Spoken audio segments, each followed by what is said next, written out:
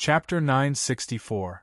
Many years ago, in the autumn rain at the Lank Temple, Yi Su, the world wayfarer of Haotian Taoism, Qin Yen, the world wayfarer of Buddhism, and the most powerful sword in the human world could do nothing to them. They could only watch the Buddha statue collapse. Today, outside the Xiankong Temple in the West Wilderness, they could beat the chief monk of Scripture, the Buddha in the human world, in front of the drunkard, such a powerful cultivator, and even broke the chief monk's Vajra body. Because they were very strong and because they cooperated perfectly. Because they had a natural tacit understanding, which represented absolute trust and confidence. Only the academy could cultivate such temperament, and only the headmaster of academy could teach such disciples. When they fought side by side, even heaven would feel afraid, not to mention the enemy.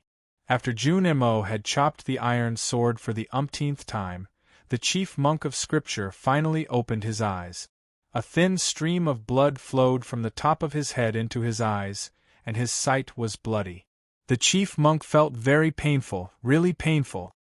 He also found that the two disciples of the academy were really going to keep chopping forever. He didn't want to die yet, because he hadn't seen Buddha reappear in the human world. So he had to do something, although he knew the consequences. The iron sword fell again. The chief monk loosened his hand holding the chessboard, and put one hand in front of him.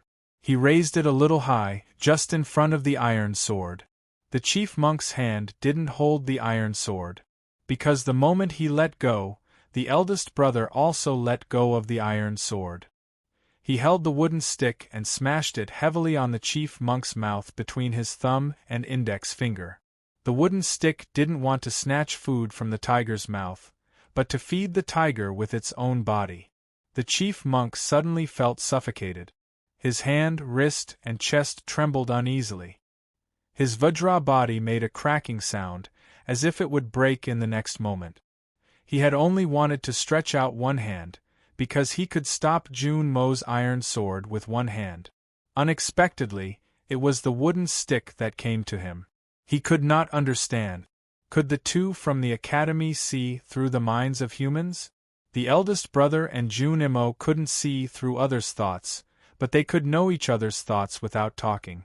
So the iron sword didn't fall, but the wooden stick came. Jun Mo's iron sword fell down and chopped at the chessboard in the arms of the chief monk. No matter how chaotic the chief monk's Zen heart was, he couldn't stop the wooden stick. There was a clear ringing sound, as if a tiny porcelain cup had fallen to the ground. Suddenly, an extremely bright light appeared in the dark cave. It was the light of heaven. An extremely deep crack extended from the depths of the plains to the ground. Then, the earth shook and the cliff collapsed. Countless rocks and dirt flew out. On the east side of the sinkhole, a gap of more than 10 miles long appeared. The scene was extremely shocking. In the opening of the sinkhole, there were innumerable ant nests, rat holes, roots of autumn grass, and stolen fruits. There was a thin stream of water between the rocks, gradually wetting the rocks. The chief monk sat among the rubble.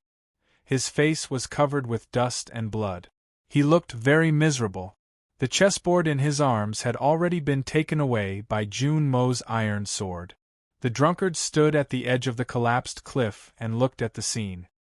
His expression suddenly changed. Jun Mo had returned to the state before the verdant canyon, and Li Manman's state had improved rapidly. This made him extremely shocked and vigilant. However, he still didn't expect that these two could actually break the Vajra body of the chief monk and take away the chessboard. The chief monk looked at the eldest brother and Jun Mo with a sad expression, but also a sense of loss and relief. His voice was as low as a bell, and he said with pity, "It's useless." "What's useless?" "Even if you get the chessboard, it's useless. You can't open the chessboard and save Haotian and Ning Ke from inside. Because it's a celestial instrument left by Buddha. If it didn't rot in the Lank Temple, it would never rot. It had already surpassed the rules of time and was truly Vajra body. The eldest brother glanced at the chessboard in Jun Mo's hand and said nothing. He reached out and grabbed Jun Mo's sleeve. The two disappeared and returned to the green tree by the cliff plateau. The next moment the autumn wind blew again. The drunkard also returned to the cliff plateau with the chief monk of scripture. The chief monk sat in front of the white pagoda and looked at the two under the tree. He said with pity, "It's really useless." Junemo ignored him. He picked up the iron sword and chopped at the chessboard. The eldest brother stood in front of the chessboard with a pale face. It was obvious that his psyche power had been greatly consumed. But he just stood there. Neither the drunkard nor the chief monk wanted to try. The sound of the iron sword falling on the chessboard kept ringing on the cliff plateau. It was clear and decisive, and it was completely different from the bell in the temple. There were countless soldiers and horses in the midst of it. Junemo waved the iron sword and kept chopping. No one knew how many times he had chopped and how much time had passed. The sound echoed among the cliffs, as if the army was vowing to attack the city. The Buddha city was hard to break. Junemo kept chopping until his fingers were bleeding. His expression didn't change.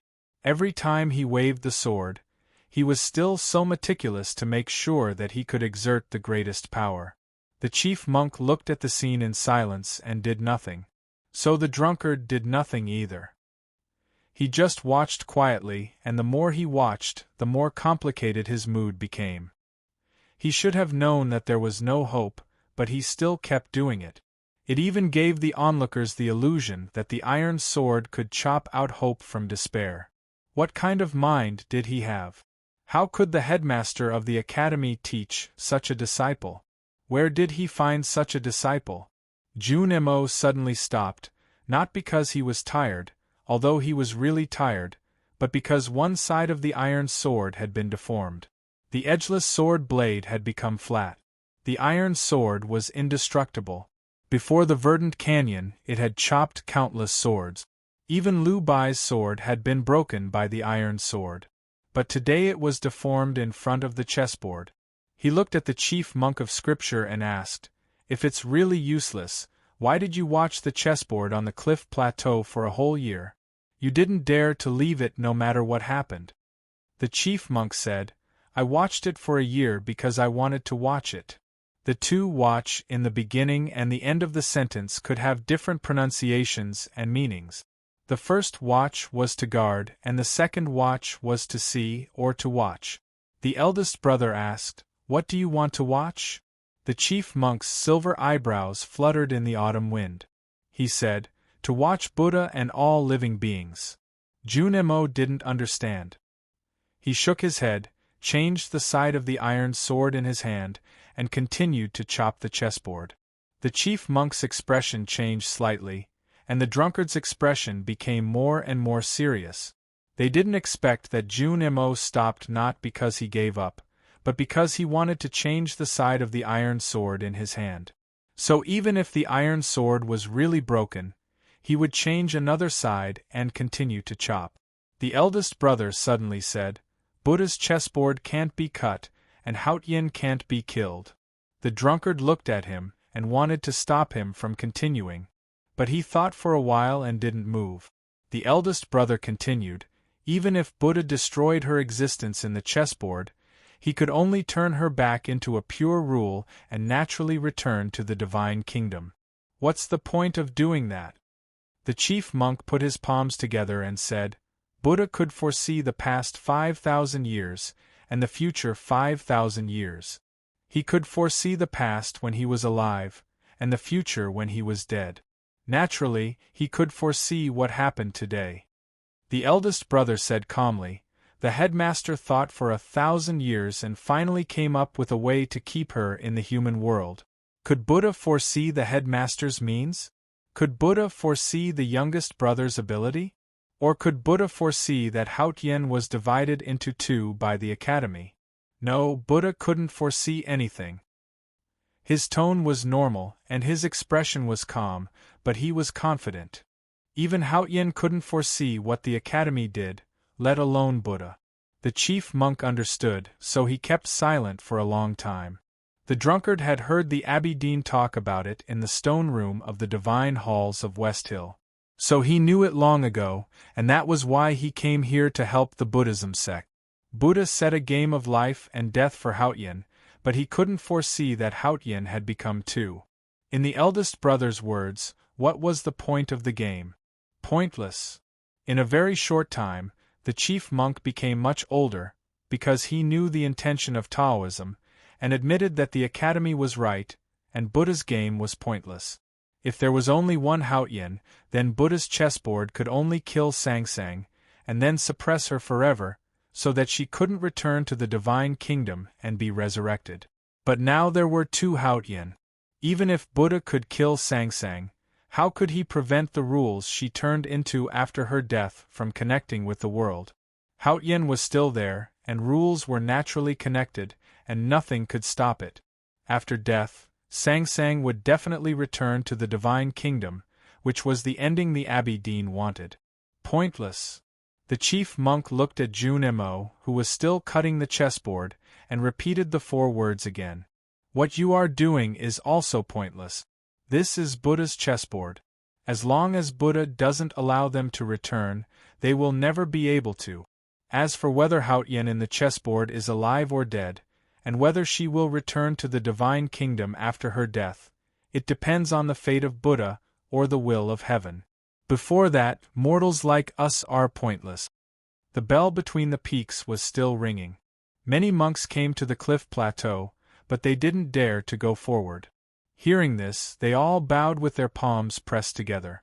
Qin Yen and the 3rd elder of Commandment Yard also came.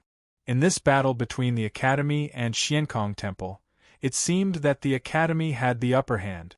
But as long as the Academy couldn't open the chessboard, it was destined to lose. Junimo finally stopped and suddenly said, "If we can't open it, then we will go in." The eldest brother smiled and said, "That makes sense." The chief monk said, "Not everyone can enter it." The eldest brother said, "Chief monk, have you ever wondered why we didn't leave, but came to the cliff plateau, since we have the chessboard?" The chief monk's silver eyebrows slightly fluttered, as if he had noticed something. The eldest brother looked at the green tree and reached out to touch the leaves. He said, "Is this the pear tree?" The chief monk was silent. Qin Yen and the other monks behind the green vines slightly changed their expressions. The eldest brother said, "I heard that this pear tree blooms every 500 years, bears fruit every 5 days, and falls to the ground every 5 minutes. It touches the ground and drifts with the current, never to be seen again. It's really amazing." The drunkard said, "This tree blooms and bears fruit a year ago." The eldest brother sat down against the green tree and said, "If so, then I will wait for another 499 years. When it blooms and bears fruit, I will go into the chessboard to find it." Junimo picked up the chessboard and sat down under the tree. Chapter 3 And then go to have a meal. Chapter 4 will be later. To be continued. If you like this work, please come to Chidien.com to vote for me. Your support is my greatest motivation. Chapter 965. Even if he had to wait for another 500 years, he would continue to wait. Listening to the morning bell and evening drum, watching the spring breeze and autumn rain, silently waiting for time to pass. There would definitely be a time when the pear blossom tree would bloom like snow. What kind of perseverance was this? What kind of spirit was this?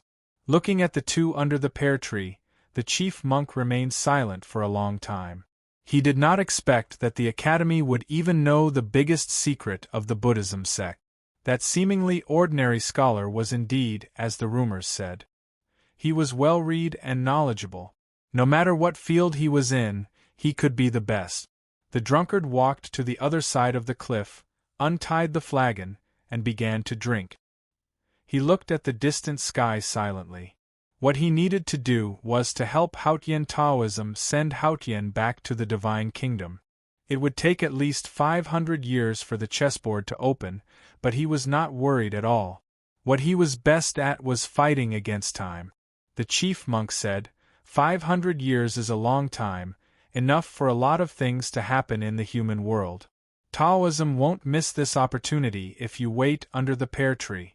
But what about the Academy? What about the Tang Empire? No wonder he was the chief preaching monk of the Xiankong Temple and the Buddha on earth of this generation.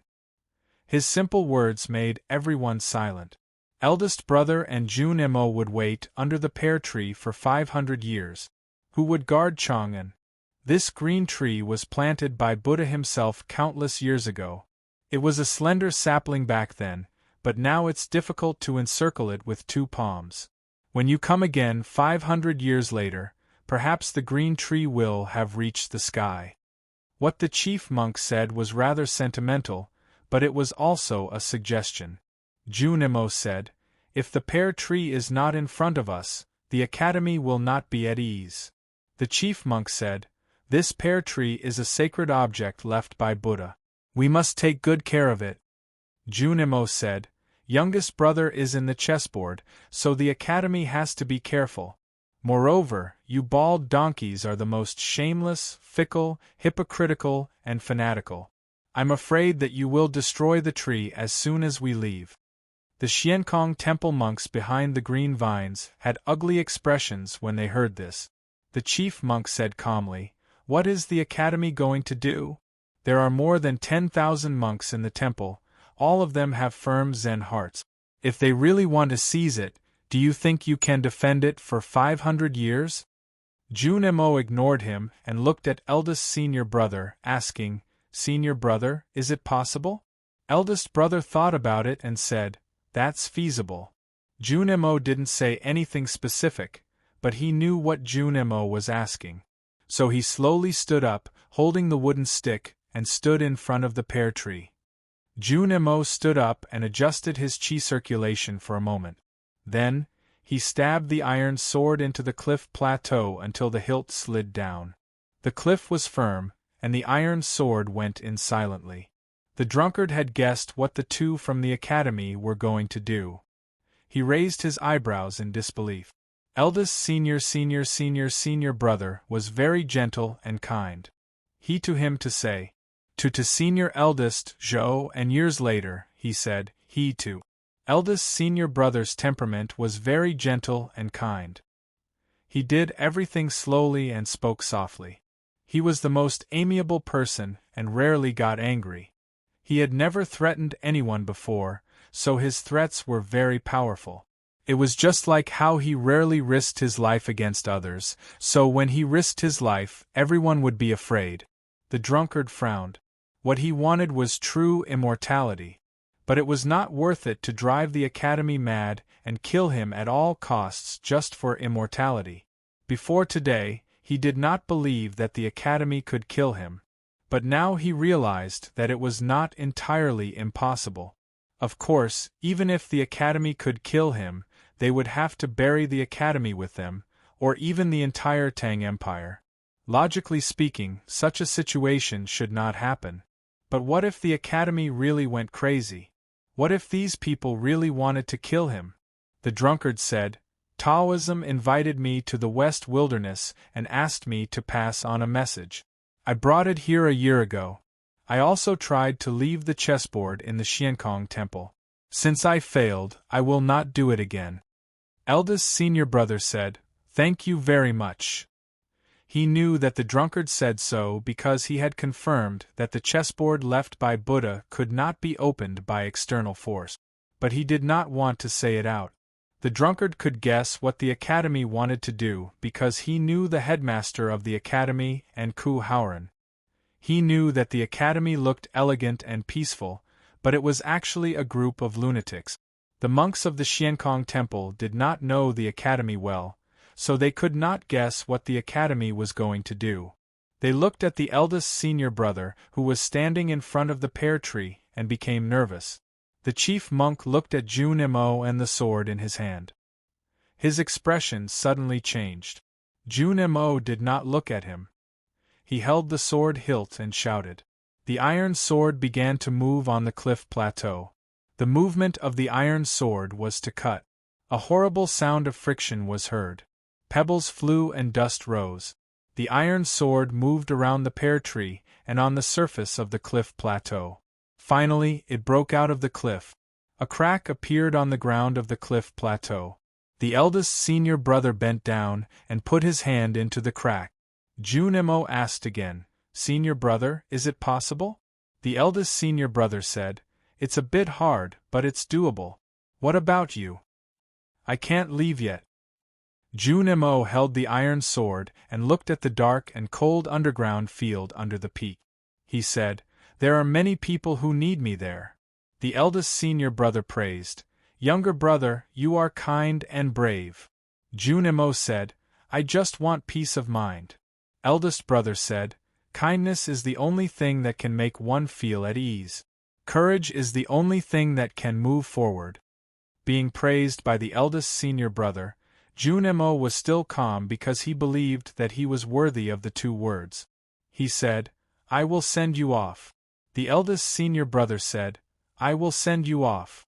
After saying this, his hand shook slightly. The crack on the cliff plateau suddenly widened. The sound of friction was loud. A large cliff plateau slowly left the mountain. The pear tree was on the cliff plateau. The mud and sand fell.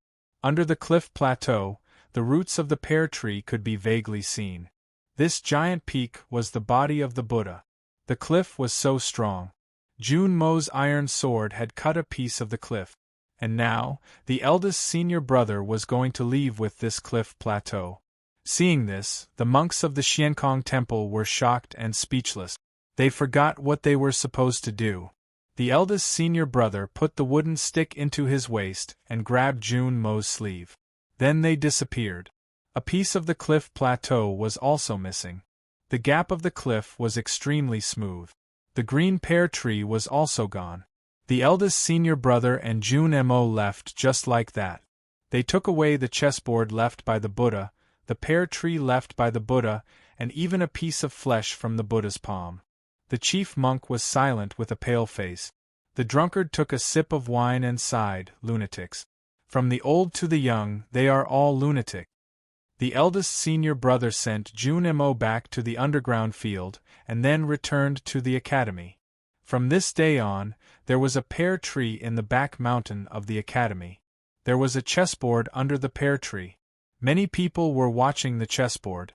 They were so engrossed in it that they even forgot the passage of time. They didn't want to see the Buddha or the living beings in the chessboard.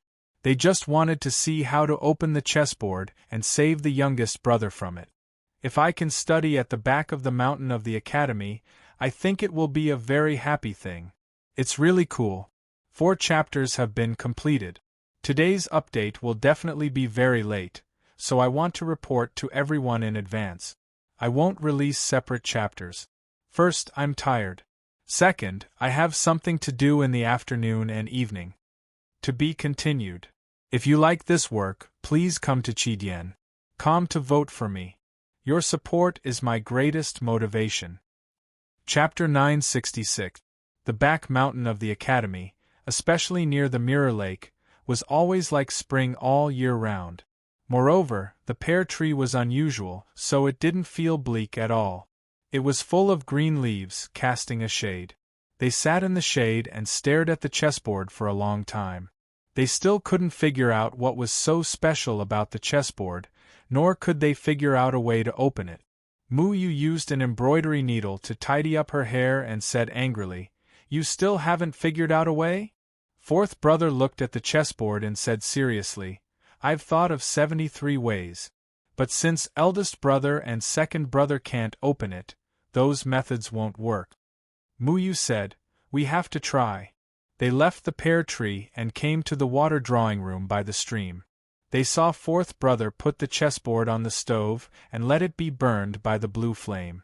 Their expressions changed slightly. Baigong Weiyang held the zither and asked worriedly, "Even if the Buddha's chessboard won't be burned, will youngest brother be roasted in it?" Shimen Buhua pointed at the chessboard on the stove with his bamboo flute and said, "It's been burning for a long time, but it's still not black. This chessboard is not a barbecue plate, and youngest brother is not pork." Fourth brother didn't pay attention to them. After confirming that the chessboard had been burned to a very high temperature, he picked it up with iron tongs and threw it into the cold stream behind the blacksmith's room. There was a sizzling sound, and white mist appeared in the stream. The big white goose, who was squatting on the top of the water wheel and looking into the distance, was startled. It flapped its wings and flew to the stream. It was very dissatisfied with these people. Heat expansion and cold contraction was the best way to destroy a hard object. However, to the disappointment of the Academy, the chessboard didn't change at all. Not even a crack appeared on it. In the following days, the people of the Academy did many things to the chessboard. Mu Yu threw the chessboard into the tactical array of the Cloud Gate, trying to tear it apart, but to no avail. Wang Qi boiled a pot of the most poisonous and corrosive soup in the world, threw the chessboard into it, and cooked it for 3 days and 3 nights. In the end, most of the fish in the stream died, and the big white goose was so angry that it was sad, but the chessboard did not move. Fourth brother took out the small iron pot left by Ning Kai in the back mountain and tried to blow up the chessboard, but only killed half of the fish in the mirror lake. The big white goose was so sad that he did not want to live, but the chessboard was still there. One day, fifth senior brother Song Qian suddenly said, "Speaking of the chessboard, I always feel that since it's used to play chess, it must be related to chess." He and his eighth brother were the best chess players in the world. When it came to playing chess or the chessboard, there was no one more familiar with it than them. Everyone's eyes lit up and they looked at him with hope. Mu Yu asked, "Then?" Song Qian touched his head and said, "Then, there's no then." Hearing this, everyone was angry. They thought that since he could not reason with them, why did he suddenly speak? Wang Qi was dealing with the pot of poisonous medicine, so he did not fully understand the situation. He took out 2 boxes of chess pieces from his yard and asked, "Then, where should we play the chess pieces?" They wanted to teach Wang Qi a lesson, but thinking that their youngest brother was in the chessboard, Chun Pippi was in Linkong, and 11 was the youngest in the academy, they held back their anger. Fourth senior brother thought for a moment, then took the chess box from his hand, and then poured all the chess pieces in the box onto the chessboard, only to hear the crisp sound of the chess pieces echoing continuously. The chessboard was full of black and white chess pieces. Everyone surrounded the chessboard and looked at it nervously. They even forgot to breathe. However, nothing happened. From the chessboard and the pear tree back to the back of the mountain of the academy, sixth brother had not said a word. Until now, when everyone looked dejected and desperate, he stood up with a big iron hammer in his hand. He looked at them and said honestly, "We still have to smash it in the end." He looked at them and said honestly, "Let me do it." Mu Yu said, "Senior brothers didn't smash it in Xiankong Temple." Sixth brother said, "We have more time. We can keep smashing it." Fourth brother thought for a while and sighed, "It seems that we have no other choice." The quiet back of the mountain of the academy became noisy from that day on.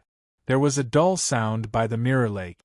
Sixth brother kept smashing the chessboard with the iron hammer. Although he was strong and had swung the iron hammer countless times in his life, he would eventually get tired. When he was tired, fourth brother and fifth brother would step up to replace him. Those who were obsessed with chess left their chessboard. Those who were obsessed with sand tables also left the sand tables. Those who were obsessed with arrays also left the arrays. They became hard-working blacksmiths beside Buddha's chessboard. Those who were obsessed with music didn't change. Beigong Weiyang and Shimen Buhua were too thin and weak. They tried twice but couldn't even lift the iron hammer. So they were driven aside. Looking at the scene of their fellow disciples working hard, the two of them couldn't help but feel a little disappointed. So, they sat on the side and played an impassioned song to cheer for everyone and the guy in the chessboard. Bang! Bang! Bang! The iron hammer kept falling on the chessboard. The ground of the cliff plateau at the back of the mountain was shaking. The fish that survived a few days ago hid in the water grass in fear. The big white goose stared at the chessboard curiously, wondering if the silly guy was in it. The little white wolf howled at the bright moon in the night sky in the depths of the forest. It wanted to learn the majestic manner of its father, but it was disturbed by the hammering sound coming from the foot of the mountain. Only the old yellow bull was calm. He sat on the meadow and ate the grass from time to time. Countless hammers fell on the chessboard, but the chessboard didn't calm down. Mu Yu's dinner was a little late. The brothers who were blacksmiths were hungry and dissatisfied. Some of them began to miss the girl who used to cook for them. She is Haotian. Of course she can cook better than me. You want to eat? Then get her out of the chessboard. Mu Yu was very angry. She squatted down and looked at the chessboard. She said earnestly, "Little brother, when can you come out? Remember to bring your wife with you." In front of a famous Taoist temple in Lincoln, Chen Pipi was teaching thousands of followers in the square. He looked calm and his words were clear and definite. The autumn wind blew his Taoist robe and made it flutter. The chubby lad in the past did look like a messenger of Haotian Taoism. Yi Su had left the South Jin kingdom, but the new stream that he founded in a shabby alley did not decline. Instead, it was flourishing at an unimaginable speed. Because Chen Pipi was working hard to continue his cause, and with the help of the sword Garrett, no one in the South Jin kingdom dared to stop the preaching of the new stream. As for those stubborn Taoists and divine priests who were loyal to the divine halls of Westhill, they had already become corpses in the great swamp in the dark of night. The grand preaching and teaching was a reflection of the popularity of the new stream in the South Jin kingdom. Among the thousands of believers, there were old and young, poor and rich people. Today, Chen Pipi was teaching the third volume of the Westhill Scriptures, which was originally abstruse and difficult to understand, and could only be explained and defined by the divine priests. But with his calm voice, it became the simplest and clearest words. The original meaning of the Scriptures was not lost, but the interpretation was completely different from that of the divine halls of Westhill. After the preaching, thousands of believers bowed to Chen Pipi in front of the Taoist temple, and then left. According to the requirements of the new stream, if they wanted to show their devotion to Haotian and the new stream, the first thing they had to do was to be kind to others and themselves, and live a good life. It was a simple requirement, so it was really easy for the preaching of the new stream. It seemed that it was the same for any religion at the beginning. Under the protection of several disciples of the sword Garrett and the army of the South Jin kingdom, Chen Pipi left the Taoist temple and walked to the alley where he lived. Along the way, the believers he met all respectfully gave way to him. When he returned to the shabby room in the alley, he looked at the disciple of the blind sword Garrett who was standing by the window. He took off his Taoist robe and complained, "It's so annoying to have so many people follow me every time." Lu Yiqing turned around. The sunlight seeped in from the window and illuminated the white cloth covering his eyes. He smiled and said, "I heard that since you sent people to follow you, you have gained more respect. I don't know if it's respect or fear." Chen Pipi wiped the sweat off his body with a wet towel. His white fat was trembling, and he looked nothing like the celestial being he was in front of the Taoist temple.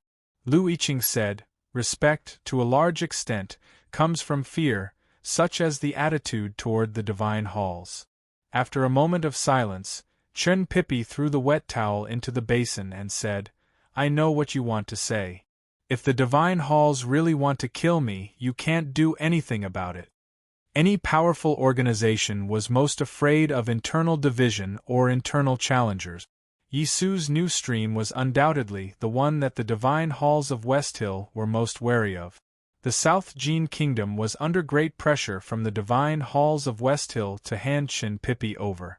Lu Bai's death naturally made the sword Garrett and the divine halls of Westhill irreconcilable enemies. Of course, the South Jin kingdom would not hand Chen Pipi over. The problem was that the divine halls of Westhill could send people to Lincoln at any time to kill Chen Pipi. Chen Pipi's ocean of qi and mountain of snow had been sealed, and he was no longer the cultivation genius he used to be. That was why the sword Garrett was so nervous and sent so many people to protect him. As far as I know, the divine halls secretly sent a red-robed divine priest to Lincoln. He has already met the one in the imperial palace. I'm worried that the royal family of the South Jin Kingdom will change their attitude, said Luiqing. Chen Pippi looked at him and said with a smile, You have already killed an emperor. What's the harm in killing another one? Luiqing said bitterly, I can't kill everyone from the South Jin Kingdom. After a moment of silence, Chen Pippi said, Or we can leave. Luiqing said, What I want to ask is, when is the academy going to do it? Chen Pippi walked to him and looked at the sunset outside the window. He said, I think it should be soon. Luiqing said, Then I think the divine halls will do it soon. Chen Pippi said, Yes, my father will definitely not miss this opportunity. Let's keep watching. We won't be disappointed in the end. There will be a surprise. I can't wait. This is the first chapter of today. I will continue to write. I'm really tired. To be continued. If you like this work, please come to Chidian.com to vote for me. Your support is my biggest motivation. Chapter 967. Luiqing asked when the academy would act, and he meant Qinghe Prefecture. As long as Qinghe Prefecture was conquered, the South Jin Kingdom would be united with the Tang Empire. It would be difficult for the West Hill Divine Palace to do anything. The West Hill Divine Palace's target was naturally the South Jin Kingdom. The South Jin Kingdom was powerful. Taoism would never give up the South Jin Kingdom if they wanted to defeat the Tang Empire. Moreover, the South Jin Kingdom had always been under the Divine Hall's control. Luiqing was about to say something, but Tang Xiaotang came back from shopping. It was not appropriate for him to say more. He bowed to them and left with the disciples of the Sword Garret. Chen Pippi looked at the disciples of the Sword Garret disappearing in the dusk. He was silent for a long time. He knew that the South Jin Kingdom was under great pressure from the West Hill Divine Palace, especially recently. It was a secret to ordinary people that they were trapped in the chessboard by Buddha. But it was not a secret to him, who could keep in touch with the academy. Because of this sudden change, the academy had to adjust their original plan. Taoism, especially his father, would never miss such an opportunity. I've been cultivating Taoism since I was a child, and I've never had any obstacles. People in the abbey praised me as a rare genius in Taoism. Later, I got 6A+ grades in the academy and was directly summoned to the second floor by my teacher. I became a member of the back mountain of the academy and entered the knowing destiny state without knowing it. Cultivation is never difficult for me. Chen Pippi stood in front of the window and looked in the direction of Chang'an. He continued, Maybe because of this, or because I don't want to compete with my senior brother for Taoism, I don't pay much attention to cultivation and am not interested in power. But now I have become a useless person and can no longer cultivate. I can no longer have the same or even stronger power as before. But I suddenly want power. He wanted to do something for the academy. That was why he wanted power. Tang Xiaotang walked to him and held his hand. She said, Don't worry too much. I can't not worry. Chen Pippi's two most respected senior brothers, Junemo and Yi Su, were both doing the most difficult things. He felt anxious every time he thought of this. Tang Xiaotang said, Fourth uncle sent a letter saying that the academy is trying to open the chessboard, but has not been able to do so. Why don't you worry about it? Chen Pippi said, Buddha's chessboard cannot trap Ningquebec. Tang Xiaotang was confused and asked, Why? Chen Pippi said, Because he's with Haotian. Tang Xiaotang said, But doesn't Buddha want to destroy Haotian? Chen Pippi said, Even if Buddha can really predict what will happen to Haotian after his death, he can't predict Ningquebec. He is a variable. Tang Xiaotang trusted him very much. Since he said she didn't need to worry, she really didn't.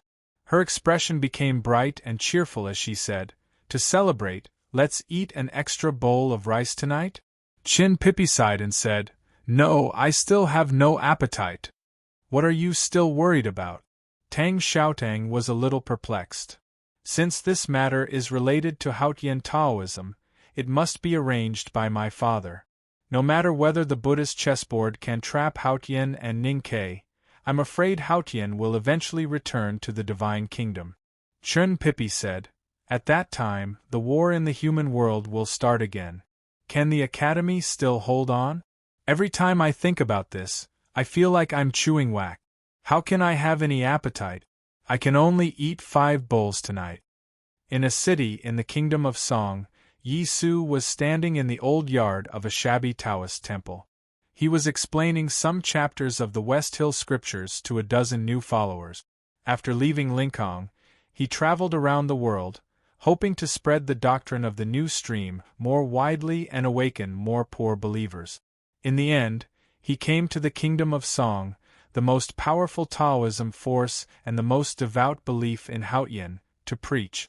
His light-colored robe fluttered in the damp breeze from the sea. The stains on it were obvious and gave off a faint stench. It must have been smashed by rotten eggs. Preaching in the kingdom of Song was much more difficult than in Lincoln. He had been mentally prepared when he chose this place. But he didn't expect the hostility of the people to be so direct.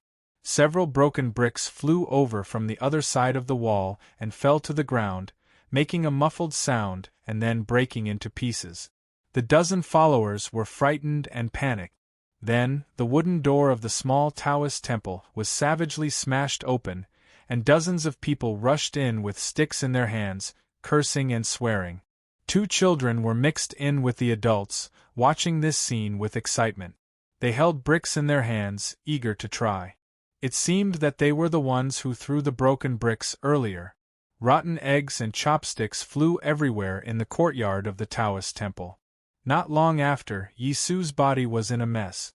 Vegetable leaves hung on his body, and his hair was full of stinky egg juice. The 10 or so followers were beaten badly.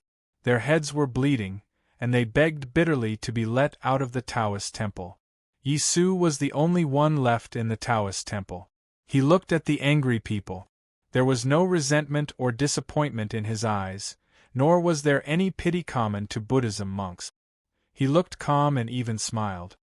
His reaction made the people even angrier. Some of the men raised sticks and smashed at him. There were many people outside the small Taoist temple.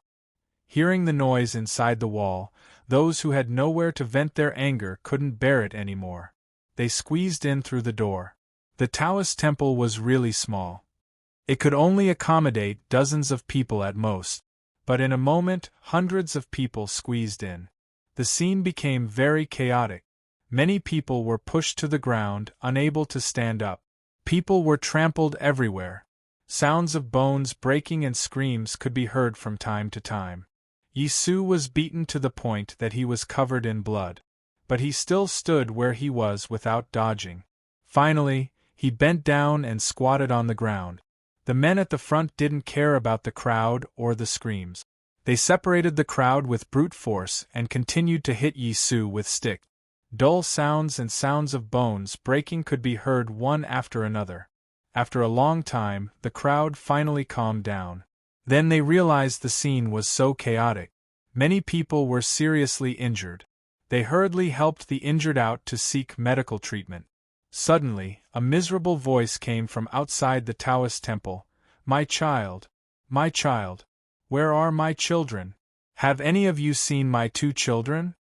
A woman in simple clothes cried as she rushed into the Taoist temple. She searched the injured people on the ground. The people who came to cause trouble today were all neighbors. They all knew each other. They hurriedly went to help. The ground was covered in blood. She couldn't find them. The woman's face was pale. She cried so hard that she couldn't catch her breath. She sat on the ground and couldn't get up again. The people in the Taoist temple looked at each other. They thought that in the chaos earlier, even those strong men were seriously injured. Could it be that the 2 children were trampled to death?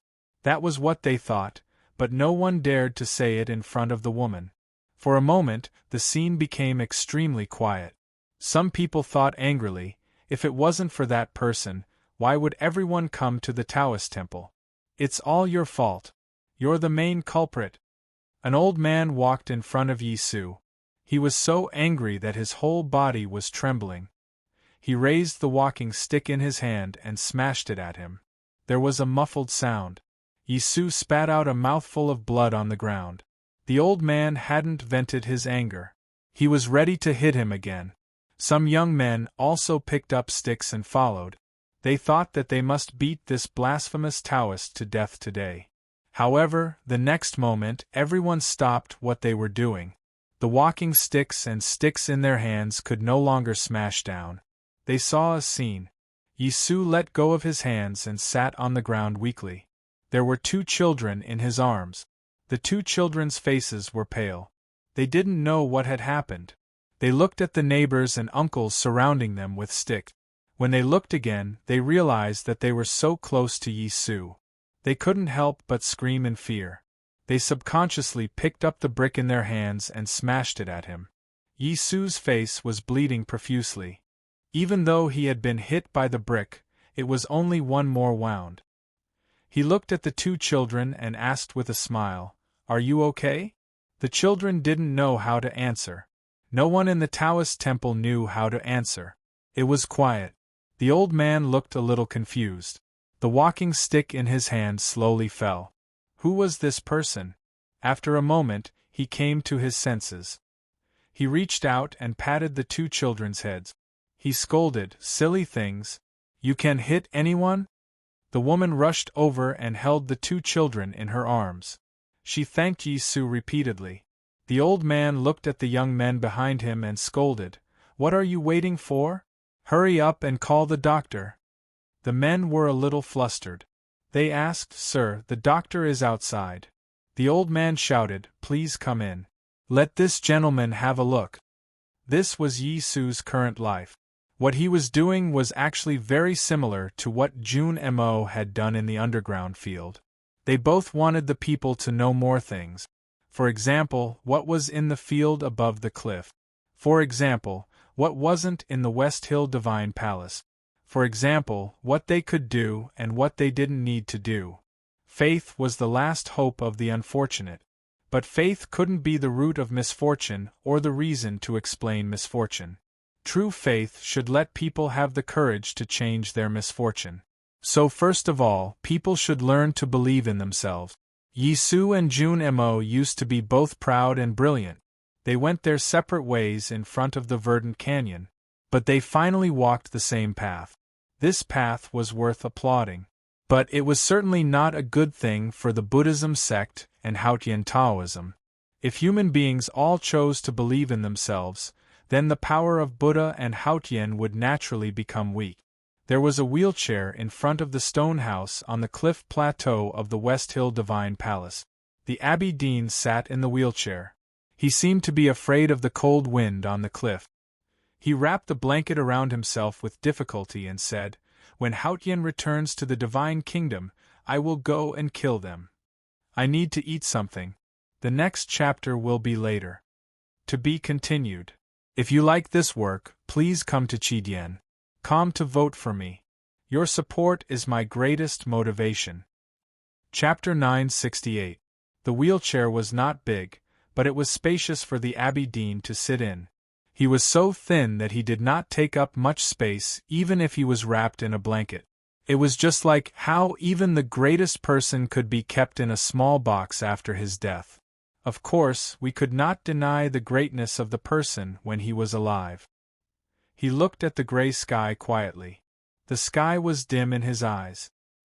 He was no longer as high-spirited as he was when he entered Chang'an.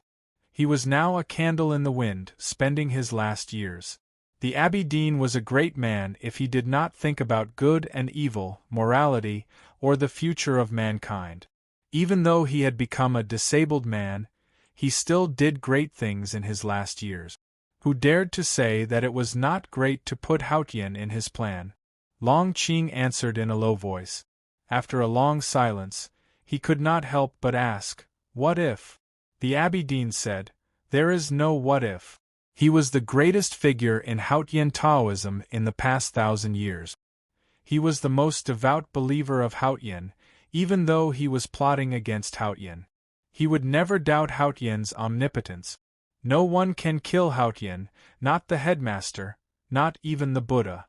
Long Qing looked at the gray sky and said, "But the Buddha put Haotian in that chessboard." The Abbey Dean said, "That chessboard is the nirvana of the Buddha. Even though I saw the Buddha's nirvana, I know what it is. I know what he wants to do. But it's in vain." Long Qing said, "I don't understand." The Abbey Dean said, "Haotian knows everything and is omnipotent. Even if she thinks she doesn't know, she still knows. Even if the heaven's plan cannot predict, there is still the heaven's heart. Her heaven's heart is in that chessboard. She wants to go there. Otherwise, why would she look for the Buddha in the human world?" Long Qing asked, "Why does Haotian want to find that chessboard?" The Abbey Dean said, "Because that chessboard can bring her back to the divine kingdom." Long Qing said, "I still don't understand." The Abbey Dean said, "Even she doesn't understand, not to mention you."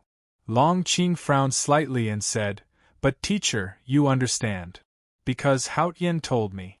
The Abbey Dean pointed to the gloomy sky and said, "It's not Haotian Taoism who wants to plot against Haotian, and it's not me who wants to kill Haotian through the Buddha's plot. It's Haotian who wants to go back." Long Qing was silent for a long time. He understood what the Abbey Dean meant. Even if Buddha killed Haotian in the chessboard, it only meant that he helped Haotian return to the purest rules. But were these really her own thoughts? Or was it the thoughts of Haotian in the divine kingdom? What was her relationship with Haotian in the divine kingdom? Who was the real Haotian? "It's all because of Haotian," the Abbey Dean said. "If the Buddha is really in the chessboard, suppressing or even occupying Haotian forever, and neither killing her nor letting her out, how can she return to the Holy Kingdom?" Long Qing said, "The chief monk of Scripture said a year ago that there is only the fate of Buddha, not the will of heaven." Hearing what he said, the Abbey Dean could not help but laugh. He laughed happily and innocently, like a child who was secretly opening presents in the treehouse. He even shed tears. Apart from Haotian himself, how could there be such a thing as eternity? She either dies in the chessboard and returns to the divine kingdom, or she comes out alive and returns to the divine kingdom. The Abbey Dean took the handkerchief from Long Qing and wiped the tears off his face. He said with a smile, "Who can trap heaven? How can heaven be trapped? Even if it can escape from heaven's plan, how can it escape from heaven's heart? Even if you can escape from this side of heaven, how can you escape from that side of heaven? Even Haotian can't escape from her own heart, not to mention the headmaster of academy or the Bulsh *T Buddha. How ridiculous!" Long Qing still did not understand. If Haotian died in the chessboard, or she could turn into rules and return to the divine kingdom, why was the Abbey Dean so sure that she would return to the divine kingdom even if she came out alive? The Abbey Dean felt a bit cold. He raised his skinny right hand. The middle-aged priest stood behind the wheelchair and did not say a word. He pushed the wheelchair into the stone house. The Abbey Dean left some words for Long Qing, and then closed his eyes tiredly to rest his mind. "Tell Xiong Chumo to get ready. The morning bell and the evening drum, the spring flowers and the autumn fruits, the pickles and rice, the black crows and the brook, the Buddhist scriptures and the sky, the lake and the white tower, time and space all seem to be flowing and yet still." Ning Ke finished reading hundreds of volumes of Buddhist scriptures and began to read the notes left by the former eminent monk. He cultivated in silence with the bell ringing. His dharma gradually deepened and his mind was as tranquil as a well. Sang Sang was still watching the sky, sometimes in the courtyard, sometimes by the lake, sometimes in the stream, and sometimes in the tranquil lake. She could never get tired of watching it. One morning, Ning Ke came to the White Tower Temple after making breakfast. As usual, he chatted with the demented monk called Monk Qingban and then went to the meditation room to read scriptures. While reading the Buddhist scriptures, he felt happy and peaceful. He felt that his Zen heart was clear. Listening to the bell ringing from the distant hall, he seemed to forget all his troubles and worries. All of a sudden, he saw a shadow on the wall. It was a shadow left on the wall by the candlelight. The shadow was sitting cross-legged and seemed to be cultivating. Only then did he realize that it was already late at night outside the window. He could not help but sigh that the Dharma was indeed marvelous. Reading Buddhist scriptures could make one forget the passage of time and the suffering. Sang Sang did not follow him to the White Tower Temple today. Thinking that she was still waiting for him at home to make dinner, Ning Kei put away the Buddhist scriptures on the table, blew out the candles, and was ready to leave. But when he crossed the threshold, he suddenly stopped.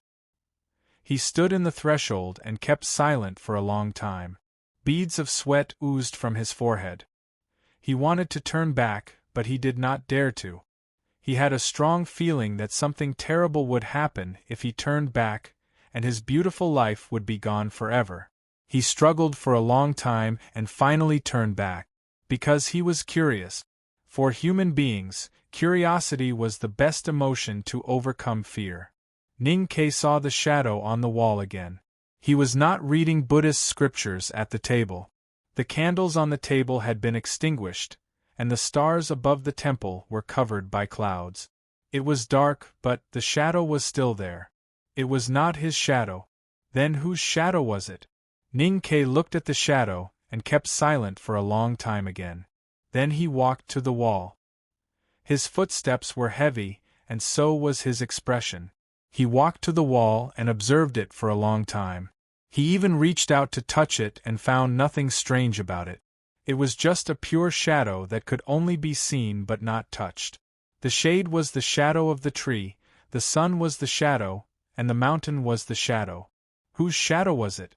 How could there be a shadow that existed alone in the world?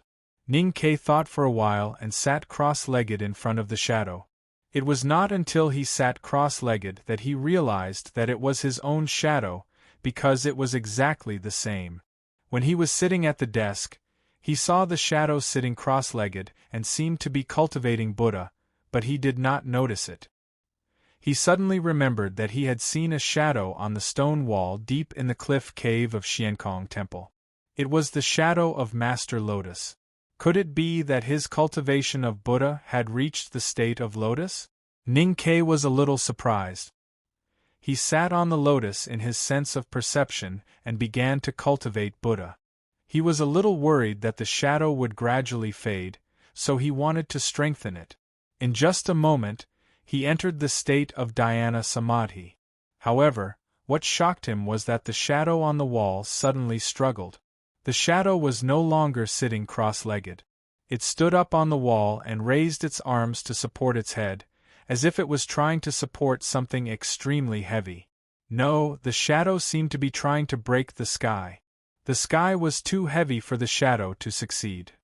It began to hold its head and twist its body into all kinds of strange shapes, seeming to be in extreme pain. The shadow continued to struggle like a black flame, burning on the white wall and spitting out flames. It was as if it was dancing a weird dance that made the heaven and earth dance with it. Ning Kei stared at the shadow struggling in pain. He did not know why he could feel its pain. What made him feel even colder was that he could feel a deep unwillingness and anger from the shadow's struggle. The unwillingness and anger were so desperate that the whole world was about to cry. A strong sense of bitterness rushed to his eyebrows and Ning Kei began to cry. At this moment, a bell rang in the White Tower Temple. The evening class should have ended long ago. Why was there a bell ringing in the temple? The bell was so melodious that it could clear one's heart and calm one's mind. Ning Kei gradually calmed down as he listened to the bell. The shadow on the wall also calmed down. However, it was only for a moment before the shadow struggled again. And because of the bell, it became even more crazy and violent. There was a loud buzzing sound. It was not the bell in the temple, but the sound in Ning Kei's head. He felt as if someone was holding a sharp giant axe in his head and chopping at his skull. An indescribable pain spread from his head to his body. His face was pale and his lips were trembling. He was in so much pain that he could not even make a sound. The bell in the temple stopped ringing and there was silence. The bell in Ning Kei's head continued. The giant axe was still chopping at his skull, as if it was going to split his head open. He held his head and rolled on the ground in pain. What was going on? Because of the severe pain, his clothes were soaked in sweat and he was in a trance. He did not notice that in the deepest part of his sense of perception, several pieces of consciousness became unusually bright, as if they were about to explode. His only remaining consciousness was to find the person who was waving the axe in his head. He wanted to kill that person. He wanted to get rid of this terrible pain. He climbed to the wall with difficulty and looked at the frantically struggling shadow. He pulled out the iron cutlass and chopped at it with all his strength. He knew that all this must have something to do with the shadow. He wanted to chop it to death. The iron cutlass fell on the wall. Smoke and dust rose and bricks flew everywhere. However, the shadow was still there, still in front of him. At this moment, a bell suddenly rang high up in the sky above the night temple. The bell fell into the meditation room, fell on him, and also fell on his heart. The sound of the bell was another giant axe. Someone was chopping at his head with an axe. Someone was chopping at him with an axe in the sky. He huddled in the corner, his face pale and his eyes scattered and painful, as if he would die at any moment. To be continued. If you like this work, please come to Chidien.com to vote for me. Your support is my biggest motivation. Chapter 969. If there was a hole in the corner of the wall, Ning Ke would definitely crawl into it, regardless of whether it was the endless abyss or the legendary netherworld. But there wasn't, so he could only hold his head and tremble in pain. He sweated profusely and blood kept flowing from the corner of his mouth. Tears and snot flowed down his face, and his clothes were already wet. He had never experienced such terrible pain. He even felt that it was countless times more difficult to endure than when he was captured by the horse gang in the wilderness and interrogated. The axe in his head and the invisible giant axe in the sky kept falling, as if it would never stop, making him feel incomparable despair. Later, his body even began to twitch, and his eyes began to lose focus. Even the color of his lips had turned into an ominous gray. He was really no different from a dead person. After a long time, the giant axe from the sky finally stopped. Although the axe in his head was still chopping, it was slightly better. He stood up with unimaginable willpower and rushed out of the meditation room, not daring to look back at the shadow. After escaping from the White Tower Temple, he staggered forward while coughing blood all the way to the astonished eyes of the people of Chaoyang City. Finally, he walked back to the small courtyard. When he saw Sang Sang under the tree, he suddenly relaxed and could no longer resist the weakness brought by the pain. He blacked out and fainted. When he woke up, it was already dawn. Sang Sang was sitting by the bed and had fallen asleep. There was a bowl of grass ginseng porridge on the table. The porridge was still faintly steaming. It seemed that she had heated it many times last night. Ning Ke thought of those nights in the city of Wei and Chang and many years ago. He felt a little warm. He got up and helped her to the bed and covered her with the quilt. His stomach growled and he found that his stomach was wet. He picked up the bowl of porridge and wiped his mouth. When he was about to go to the White Tower Temple as usual, his face suddenly turned pale. He remembered what happened in the meditation room last night. As soon as he thought about it, he felt a sharp pain in his head. Although no one was chopping him with an axe, the pain was still there. Sang Sang opened her eyes and quietly looked at him for a long time. Suddenly, she pointed at his head and said, "There is someone in your head. He wants to come out." Nothing could be hidden from Haotian's eyes, but she did not know what had happened to Ningquebec. Why was there someone chopping in his head with an axe? Even if she could explain this, how could she explain the invisible giant axe falling from the sky? Ning Ke walked to the window and looked at the gray sky. He asked in a trembling voice, "Why did you strike me that day?" Sang Sang thought for a moment and said, "Maybe it's because you haven't been with me these days and often forget to cook for me, so you were struck by lightning? There is no thunder, only the sky," Ning Ke said. Sang Sang asked, What's the difference? Ninkei's face was slightly pale. He turned to look at her and said, Why did heaven strike me? Sangsang pointed to herself and said, I am the sky, or I want to chop you. Ninkei asked, Are you hacking me? Sangsang looked at the sky outside the window and said, Maybe it's because I can't stand you treating me like this. Thinking of the pain last night, Ninkei shouted angrily, I married you, but I have to be controlled by your twin brothers and sisters? Is there any justice? Sangsang's expression did not change, and she said, Our reason is the justice. Ninkei felt that this statement was somewhat unreasonable, and he did not know whether her reason made sense or not. Anyway, he decided not to go to the White Tower Temple today. Although he wanted to know what was going on with the shadow on the wall and why there was an axe in his head and the sky that wanted to chop him, he did not want to repeat the painful process last night. Human curiosity could indeed overcome the fear of the unknown, but it did not necessarily overcome the pain. That day, he stayed in the small courtyard and accompanied Sangsang to look at the sky in a daze. Every time a temple bell rang in the distance, his face would turn a little pale because he was afraid. Sangsang looked at his expression and said in confusion, You were not so afraid of pain before. Ninkei said, I was afraid of pain before, but I had to take care of you, so I could only pretend not to be afraid. Sangsang said, You have to take care of me now. Ninkei thought for a moment and said, It makes sense. I have to figure out what is going on or there will be problems. But let's talk about it in a few days. I am really a little scared. After all, he still underestimated human curiosity, or because he had to take care of Sangsang, he overcame his fear. He did not wait for a long time and returned to the White Tower Temple the next day. Monk Qingban was chatting with him as usual, but he did not have the energy to pay attention to him. He went directly to the meditation room, where the wall he smashed last night had been repaired. He faced the wall and remained silent for a long time. There was no shadow on the wall. He sat back at the table and began to read the Buddhist scriptures. When dusk came, he lit the candle on the table. When he lit the candle, his hands trembled, so the flame was also a little shaky. The shadow reappeared on the wall. At first, it was a little weak because of the shaky candlelight, but it only took a very short time for it to become clear.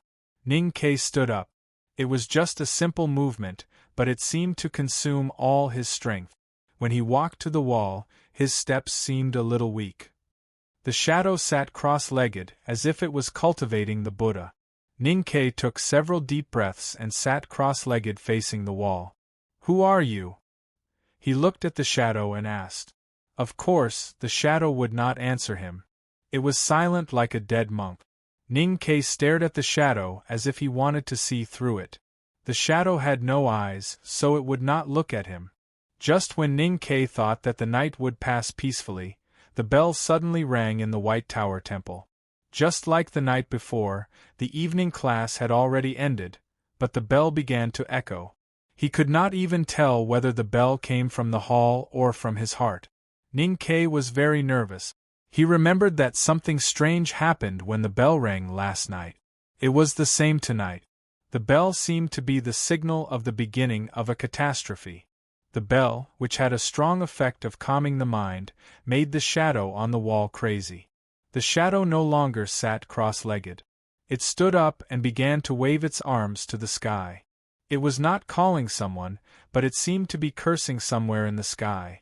The shadow turned into a black flame and kept dancing, as if it was going to burn everything. It was like a prisoner on the stake in pain. Its body was burned and scorched by the flame, which looked extremely horrible. Ninkei felt a little sad and began to cry. He felt the shadow's unwillingness, despair and anger, and the seemingly endless desolation and sadness.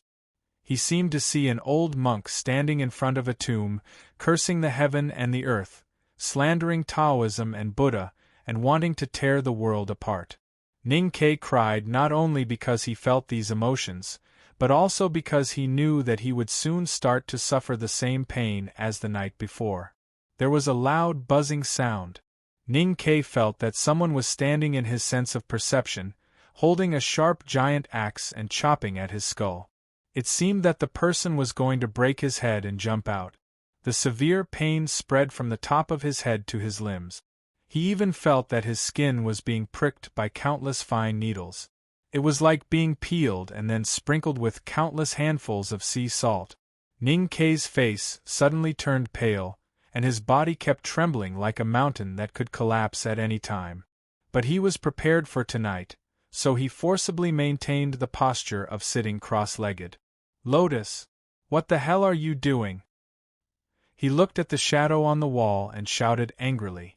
The shadow on the wall did not answer him. It was still struggling desperately, cursing and hitting at the sky. So the axe was still chopping at his head. Ning Ke endured the pain and bit his lips tightly. His trembling and hoarse voice came out from his teeth. He looked extremely miserable. He shouted, "If you don't stop, I will kill you!" The fragments of Lotus's consciousness had been lying quietly in the depths of his sense of perception for many years. When Ning Ke was in danger, it would occasionally light up and give him instructions. Although Lotus's consciousness was very strong, it was after all a remnant left after death. Ning Ke believed that with the strength of his psyche power, he could definitely suppress it. The shadow still did not pay attention to him, and seemed very contemptuous. Because of the pain, Ning Ke's eyebrows kept twitching, and his clothes had long been soaked with sweat. He knew that he could no longer bear it, so he decisively mobilized his psyche power and dived into the depths of his sense of perception. Although it was a pity and he was unwilling, he still had to crush the fragments of consciousness left by Lotus. Otherwise he might really go crazy in this kind of pain or even directly die. But he forgot that he had two axes. As soon as he mobilized his psyche power, a thunderous bell rang in the sky above the White Tower Temple. The invisible giant axe fell from the high sky and directly chopped at his body. At this moment, he felt as if his body was split in half, and his heart was also split in half. Although he bit his lips, he could not stop an extremely miserable howl from bursting out from his lips. He fell to the ground in pain and kept vomiting blood. His body kept twisting like a mudfish stuffed into a hot pot. Soon the ground became stained with blood. The axe from the sky and the axe from the sense of perception continued to chop at him. His eyes were glazed and he could no longer bear it, so he passed out. But even in a coma, his body still twitched from time to time. Obviously, the two axes from the sky and the head were still chopping at him. After a long time, he woke up in the meditation room. The sky outside the window was bright, and he had been in a coma for a whole night. Fortunately, the bell and the axe stopped. He wiped the blood from the corner of his mouth, struggled out of the meditation room, and came to the lake. Monk Qingban was by the lake. Seeing his pale face and the blood on his body, he was a little surprised and said blankly, "Senior brother, are you chanting or killing in the meditation room?" Ning Ke looked at the blue sky and asked, "Did you hear the bell?" Monk Qingban looked confused and said, "What bell?" Ning Ke also looked confused and said, "Why can only I hear it?" Chapter 1, to be continued. If you like this work, please come to Qidien.com to vote for me. Your support is my greatest motivation. Chapter 970. After returning to the small courtyard, Ning Ke sat under the tree and meditated for 3 days and 3 nights. He felt that he had completely recovered. He got up and walked out. Sangsing said, "If you can't figure it out, why suffer?" Ning Ke did not look back and said, "I have suffered so much. Of course, I have to figure it out." He came to the White Tower Temple, and quietly read the Buddhist scriptures and the notes of the previous eminent monk. When dusk came, he lit the candle on the table. He was very familiar with this and did it naturally. The candle was slightly lit, and the shadow reappeared on the wall. He walked to the wall and sat down cross-legged. After thinking for a while, he took out the iron cutlass and put it on the ground beside him. At the same time, He took out a few pieces of fu paper from his sleeves and prepared to use them later. In fact, he was very clear that neither the iron cutlass nor the divine talisman would have any effect on the shadow on the wall and the two giant axes. Because this was not an ordinary disaster. But doing so could make him feel a little relieved. It did not take long before the bell in the White Tower Temple rang again. The monks in the temple still did not hear it. Only Ning Ke could hear it. He looked at the shadow on the wall and said, "Come on." The shadow stood up and began to roar and struggle violently. The giant axe was waved crazily in Ning Ke's mind again. Ning Ke's face suddenly turned pale, and the blue veins on his forehead appeared with the rhythm of the axe falling. He gritted his teeth and began to bleed, but he still maintained the posture of sitting cross-legged and refused to surrender. Now he was very clear that the shadow on the wall was his and Lian Xing's. The giant axe in his head was actually a fragment of Lian Xing's consciousness. 3 days ago, when he could not bear the pain, he wanted to use his psyche power to suppress the fragment of Lian Xing's consciousness. But at that time the axe fell from the sky. On the first night, although he did not understand the truth of the matter, he instinctively wanted to destroy the fragment of Lian Xing's consciousness. It was also at that time that the bell rang in the sky. He did not have the ability to resist the two giant axes at the same time. He wanted to try whether he could resist the axe in his head. You keep struggling and twisting. Those who know you will know that you are suffering, but those who don't will think that you are really crazy. What do you want to do? Ning Ke looked at the shadow struggling in pain on the wall and asked with a pale face, "What do you want? Just tell me. How can I know what you want if you don't tell me?" The shadow still did not answer him. The axe was still chopping away at his head. Bean-sized beads of sweat flowed down his nose and into his mouth. It was slightly salty, but it was unknown whether it was sweat or blood. He stared at the shadow on the wall, his body trembling as he endured the increasingly terrifying pain. He clenched his fists so tightly that his nails dug deep into his palms. "What the devil do you want?" he cried in pain and anger. The shadow suddenly stopped and turned into a dark shadow. It spread out in all directions and eventually occupied the entire meditation room. Whether it was the candlelight or the starlight outside the window, they all fell on the walls and the floor in darkness. In this dark world, Ning Ke saw the stone beams suspended in the air in the belly of the devil's doctrine. He saw the wordless tablet, the mountain of white bones, and the skinny old monk in the mountain. The old monk was a Buddha, but he was also a demon. The old monk said, "If you want to cultivate the devil, you must first cultivate Buddhism." Ning Ke said, "I've been practicing Buddhism." The old monk said, "If you don't go crazy, you won't become a Buddha." Ning Ke came to his senses and remembered that he had heard these words before. Then he realized that Lotus was not answering his question, but just a wisp of thought after his death, repeating the past. The old monk's eye sockets were deep, as if there were ghost fires shining in them. His face was twisted and he seemed to be in extreme pain. He screamed, "But these are all fake! Buddha is fake! Even the devil is fake!" Ning Ke woke up in a cold sweat. With a squeak, the door of the meditation room was pushed open. The shadows in the room suddenly converged and turned into a shadow sitting cross-legged on the wall. Sang Sang walked behind him and looked at the shadow quietly. She said, "He's not Lotus." Ning Ke's head was still aching. He asked absent-mindedly, "Then who is it?" Sang Sang looked at him and said, "It's you." Ning Ke asked, "Why me? What about the bell from the sky?" Sang Sang said, I don't know. She was the omniscient Haotian, but she did not know the answer to these two questions.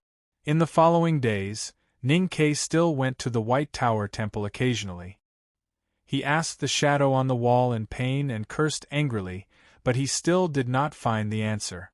The most painful thing for him was that if he did not go to the White Tower Temple, the axe in his head would not hit him. But no matter where he was, the bell in the sky was still ringing. The invisible giant axe kept hitting his body and mind, as if it would not stop until it cut him into two pieces. No one could hear the bell falling from the sky, just like no one could hear the bell in the White Tower Temple at night. No one could see the giant axe falling from the sky, not even Sang Sang. Sometimes Ning Ke even thought that these were all illusions. But the incomparably clear pain kept reminding him that the axe really existed and that someone was really hitting him. What kind of pain was it to have the giant axe slashing at his body all the time? He couldn't bear it at all. His body became weaker and weaker, and his spirit became more and more scattered. Sometimes, he really couldn't bear it and rushed into the courtyard to curse at the sky, but he found that it was meaningless. Sang Sang spent all her time taking care of him. She wiped the sweat from his forehead, drove away the shadows of nightmares and summer flies, held his hand and occasionally looked at the sky. 3 years passed. Ning Ke had been hit by the axe for 3 whole years. Time seemed so long and unbearable in the pain. He even thought of killing himself, but he could not bear to leave Sang Sang. One day in late autumn, Ning Ke got up from his bed and walked to the table. He reached out his trembling fingers and picked up the teacup to take a sip of tea. He used a lot of strength to keep the teacup from falling. Genuine pain would cause one's body to react instinctively. Endless pain was a great torment to one's spirit, and it was also a great harm to one's body. He pushed the door and walked out of the room. Looking at Sang Sang, who was preparing lunch in the kitchen, he said, "I have no appetite. Just eat something." Sang Sang stood up and looked at him quietly. Suddenly, she smiled. Ning Ke thought that there was something on his face. He reached out and touched it, only to find that he had lost a lot of weight. Suddenly, his expression changed slightly. He remembered that he had not felt pain for a long time. He looked up at the clear autumn sky and murmured, "Don't you want to chop any more?" Sang Sang said, "Do you want to go out for a walk?" In the past 3 years, Ning Ke rarely left the hospital for a walk. He did not want to hold Sang Sang's hand and suddenly fall to the ground with a pale face when they walked to the weeping willow by the river. That would be very embarrassing. But, since the axe in the sky was not chopping anymore, maybe they could go out for a walk? But why did he feel a little disappointed that the axe was not chopping anymore? "Okay," he said with a smile. But because of the constant pain, he had not smiled for a long time, so his smile seemed a little stiff. Sang Sang dried her hands on the apron and asked, "Where to?" Ning Ke thought for a while and said, "Let's go to the White Tower Temple." Walking into the meditation room, Ning Ke closed the door and sat in front of the wall. Sang Sang was outside the meditation room, quietly looking at the sky. The candle had been lit, and the shadow on the wall gradually appeared. "Long time no see." Ning Ke looked at the shadow and said, "I don't know whether you are Lotus or me. But I think you won't hurt me. So what do you want to tell me?" Just like in the past 3 years, the shadow still did not speak. Ning Ke said, "No matter what is going on, I don't want to endure it anymore. While the axe in the sky has not fallen and I am still sober, I want to ask you for the last time." The shadow slowly stood up and looked up. "If you still refuse to give me an answer, then, maybe I have to die." Ning Ke smiled bitterly and said, "I really can't stand it anymore." The shadow suddenly looked at him. The shadow had no eyes, but Ning Ke knew that he was looking at him. Ning Ke stared at him and said, "If I die, you will die too." The shadow suddenly bent down and kept trembling. It seemed that he was laughing so hard that he could not stop his tears. Ning Ke was about to say something when the shadow suddenly straightened up and hit his head with his palm. The bell of the White Tower Temple rang again. The giant axe in Ning Ke's head fiercely chopped at his head. This was the heaviest blow in the past 3 years. Almost at the same time, an extremely violent sound rang in the sky. An invisible and extremely sharp giant blade came from the sky and fell on Ning Ke's body in the blink of an eye. The 2 axes met on Ning Ke's head, separated only by the top of his skull. There was a loud buzzing sound. Ning Ke felt that his body and heart were really split into two halves. The severe pain made his pupils shrink and the root of his tongue numb. He could not even bite his tongue to commit suicide. The next moment, the pain slowly disappeared like the ebbing tide. He felt as if his head had been split open. His eyes were in the gap and he could see things. He looked at the wall and the sky at the same time. He felt that his body was completely transparent. He could see the scenes that he could not see before. He could see clearly the things that he could not see before. Was this the divine sight? Earlier, people gathered under the pear tree at the back of the mountain of the academy. Sixth brother held an iron hammer and kept hitting the chessboard. The others kept cheering for him. They kept hitting the chessboard. As long as Ning Ke did not come out, they would keep hitting it. They believed that one day the chessboard would be broken. The autumn wind blew slightly. Eldest brother came under the pear tree and everyone came forward to bow. Eldest brother took the iron hammer and said, "You take a break. Let me try it." The iron hammer fell and smoke and dust rose. The sound was like thunder. Shimen Buhua praised, "Senior brother is indeed senior brother. The sound is so loud." Beigong Weiyang looked at the chessboard and said disappointedly, "Isn't it still not broken?" Eldest brother smiled embarrassedly and handed over the iron hammer. Chapter 2, to be continued. If you like this work, please come to Chidien.com to vote for me. Your support is my greatest motivation. Chapter 971. Ning Ke stood up and looked a little confused. Then he spat out a mouthful of blood. With a puff, the wall was suddenly covered with blood. The gray wall of the meditation room was stained with blood. The shadow was on the wall, so was the blood. The shadow put his palms together as if he was very happy. Then he turned around and walked into the depths of the blood sea and gradually disappeared. Ning Ke looked at this scene and suddenly felt very sad. It seemed that he would never see the shadow again. The shadow disappeared and the gray wall gradually disappeared. It turned out that the wall was fake. He looked back at the candle on the table and found that the candle was also fake. He looked at the wooden door of the meditation room and found that the door was fake, and the threshold was also fake. He looked at the roof of the meditation room and looked through the beams at the gray sky. The meditation room was fake, and so was the temple. Then what about Chao-Ching and Yang? What about the sky? Ning Ke pushed open the wooden door of the meditation room and walked out. At this moment, the clouds in the sky suddenly disappeared and the sun appeared. The world suddenly became extremely clear. The white tower and the clear lake were as beautiful as a painting. The sun shone on his face and he slightly squinted his eyes. The clouds in the sky floated over again and blocked the sun. Then a cold autumn rain fell and wet the picture of the white tower and the lake. Sang Sang was not outside the meditation room. She should be looking at the sky by the lake as she had done these years. Ning Ke walked to the lake calmly as if he had already been relieved. Monk Qingban was standing under the willow by the lake to avoid the rain. Looking at Ning Ke's expression, he was slightly stunned and then showed a sincere emotion on his face. He asked happily, "Senior brother, did you get it?" Ning Ke looked at the crazy monk and said, "Yes, I got it all." Monk Qingban opened his eyes wide and asked eagerly, "What did you get?" Ning Ke said, "Everything is fake."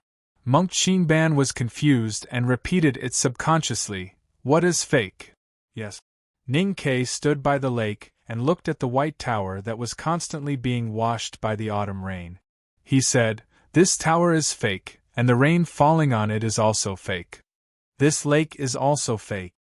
He pointed at the lake in front of him and then continued, "The temple is fake, the city is fake, the country is fake, and the people are also fake. The blue pass in the snow is fake, and the 72 temples in the misty rain are also fake." Monk Qingban scratched his ears and cheeks anxiously. He didn't understand what Ning Ke was talking about. He suddenly thought of something and took out a steamed bun from his robe. "I am real," Monk Qingban said innocently. He took a bite of the steamed bun and chewed it hard. Then he said vaguely, I'm eating the steamed bun, so the steamed bun must be real. Ning-Ke looked at him with pity in his eyes, but he did not say anything. Monk Qingban pointed at the lake in front of him, and the white tower on the other side of the lake, with the steamed bun in his hand. He cried aggrievedly, "These are all here, and I can see them all. You are so unreasonable." Ning-Ke looked at him in silence for a long and said, "Monk of Monk." Monk Qingban looked at him blankly, not understanding what he was talking about. Ning-Ke said, "In fact, you died many years ago. You are only left with a wisp of Buddha's nature. The monks in the temple said that you have innate wisdom. Of course, they are right. You were an eminent monk of the Buddhism sect in your previous life. It is a pity that you were killed as soon as you entered the human realm. Otherwise, you might have become the Vedanta of Xiankong Temple." Monk Qingban was confused and asked, "I was killed? Who would kill me? Who killed me?" Ning-Ke looked at him quietly and said, "I'm the one who killed you. Your name is Daosher. Your mother is the elder sister of the Yueluan Kingdom, Kunimati. Your father is the president of the commandment yard of the Xiankong Temple, Master Bushu. Because I once humiliated your mother, after you left the Xiankong Temple, you first became a Dharma name in the 72 temples of the Yueluan Kingdom, and then went to Chang'an to find me. Then I killed you. Later, in order to avenge you, your father, Master Bushu, wanted to suppress the daughter of Yama and kill me at the same time. He left the Xiankong Temple with the Yulan Bell and set up a trap with Qin Yen, the world wayfarer of the Buddhism sect. In the end, the trap was broken by the Academy. Your father died in the hands of the Academy, which means he died in my hands.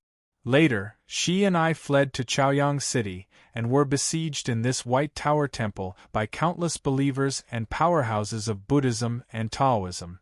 Your mother, Kunimati, was cultivating here and was taken hostage by me. I was going to let her go later, but for some reason, I killed her in the end." Ning-Ke looked at Monk Qingban and said calmly, "I killed you and your family. But, why did you kill me? Why did you kill my family?" Monk Qingban didn't listen to Ning-Ke's words at all. He only felt confused and scratched his head, "And my name is Qingban, not Daosher. Are you mistaken?" Ning-Ke said, "Qingban is the stone used to pave the road. Senior brother, you must be joking."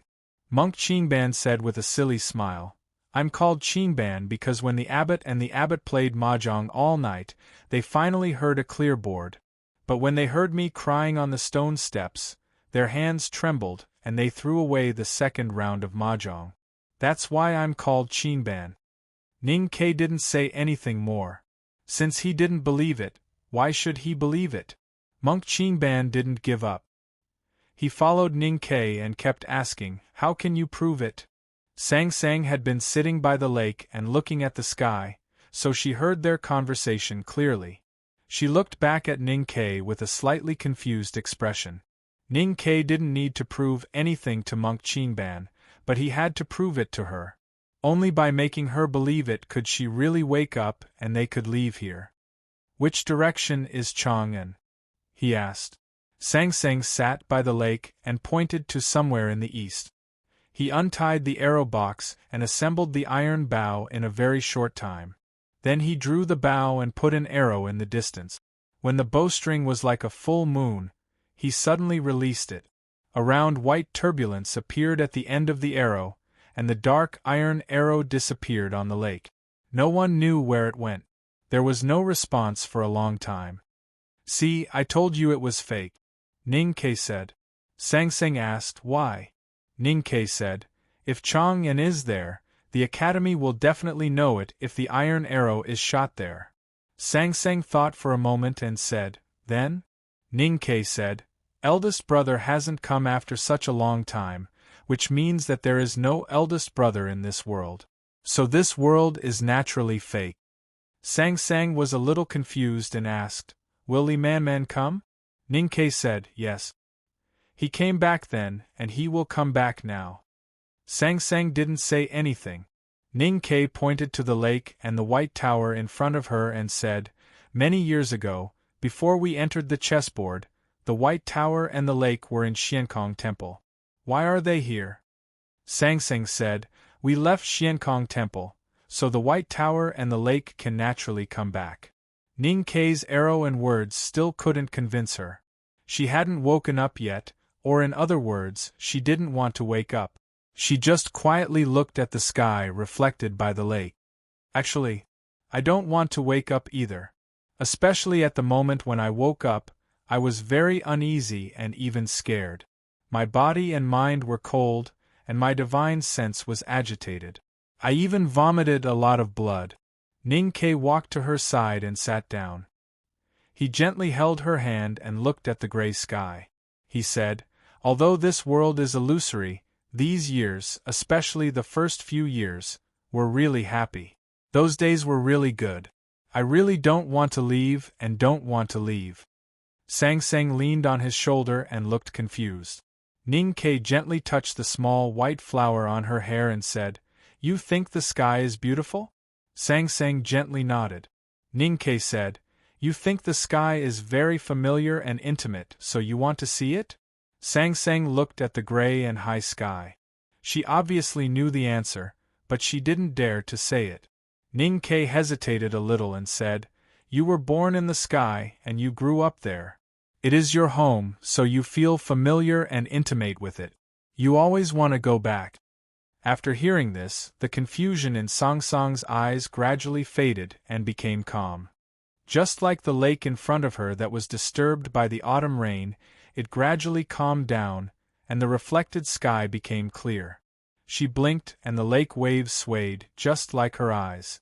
The sky reflected by the lake was cut into countless pieces of light and shadow. The original appearance of the sky could no longer be found. It turned into countless stars, as if they were constantly being born and destroyed. The lake evaporated and the White Tower disappeared. Since it was in Xiankong Temple, it naturally couldn't be in front of her. Sang Sang looked at the sky. The rain clouds suddenly dispersed, revealing the clear blue sky behind. However, it was still not the sky she wanted to see. Several cracks suddenly appeared on the porcelain-like blue sky. It was as if a beautiful piece of porcelain had been thrown to the ground, and the sky had shattered just like that. She had quietly watched the sky in the small courtyard and by the lake for hundreds of years. Today, with the help of Ning Kei, she finally saw through the sky and saw the darkness and nothingness behind it. Yes, this world was fake, or it was real. But in any case, this was not her world. This was the inside of the chessboard, and this was the world of Buddha. She slowly stood up and put her hands behind her back. Monk Qinban looked at the suddenly dark sky and panicked. He grabbed Ning Kei's sleeve and said in a trembling voice, "Senior brother, what's wrong?" Ning Kei said, "We are going to leave here. You go and find a place to hide." Monk Qinban asked, "Where are you going?" Ning Kei said, "We are going outside." "Outside? Where is outside?" Monk Qinban looked at him in a daze and suddenly said sadly, "Am I really dead?" Ning Kei didn't say anything. Monk Qinban kept crying. He kept wiping his tears with his sleeve, but he couldn't wipe them clean. Ning Kei's expression suddenly became solemn. Monk Qinban wiped his tears with his sleeve, but his tears couldn't be wiped clean. He wiped his face with his sleeve, and his face was very clean. When he wiped his face with his sleeve, one of his eyebrows was gone. When he wiped again, his nose was gone. When he wiped again, his eyes were gone. He seemed to feel a little embarrassed. He covered his face with his sleeve and said honestly, "I don't want you to go." Monk Qinban rubbed himself with his sleeves until he looked like a Buddha covering his face.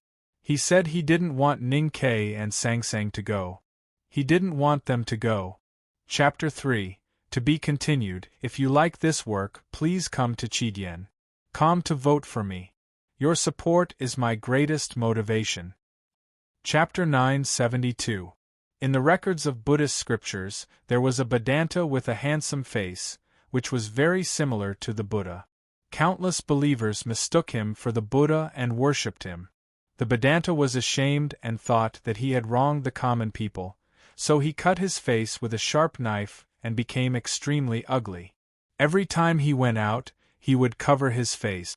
Every time he met a child, he would be thrown a stone, and every time he met a dog, he would be bitten or barked at. He used to be very popular, but now he was hated by the common people. However, he didn't say any evil words or show any evil face. He allowed people to humiliate and beat him without fighting back. Ning-Ke didn't understand why Monk Qinban could become a real Buddha just by wiping his face with his sleeve. After a moment of silence, he said in a low voice, "You are dead. Even if you become a Buddha here, you are still dead.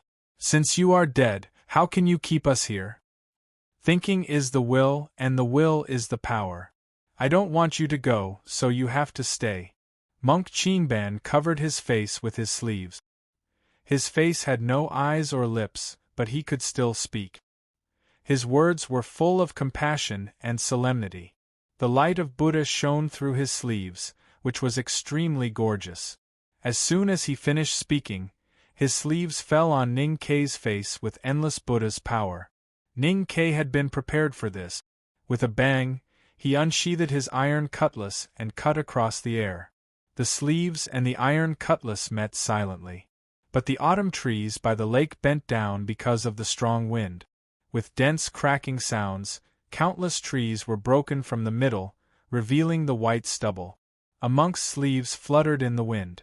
The iron cutlass broke out of the sleeves and fell on the neck of Monk Qinban. The black cutlass became red and extremely hot. The vermilion bird kept screaming in the flame. Monk Qinban had no facial features, so it was difficult to show his emotions. But at this time, one could clearly see that he was shocked. He couldn't understand why Ning-Ke's iron cutlass could break the Buddha's power so easily. "I killed you once in Chang'an. At that time, in the ocean of consciousness, I proved to you that there is no Buddha in my heart. Although I have been cultivating Buddhism for many years, I still can't do it." Ning-Ke's cutlass cut across the neck of Monk Qinban and said, "So I can kill you again." He withdrew the cutlass, and the head of Monk Qinban fell from his shoulders like a ripe fruit. It fell on the floor and rolled to the broken tree by the lake. Monk Qinban's body was still standing. Countless golden liquid flowed in his neck, and slowly evaporated into the air. Under the tree, the face of Monk Qinban reappeared. He blinked his eyes with some difficulty, and remembered the scene of him reading scriptures and worshipping Buddha in the White Tower Temple countless years ago. Only then did he realize that everything was empty.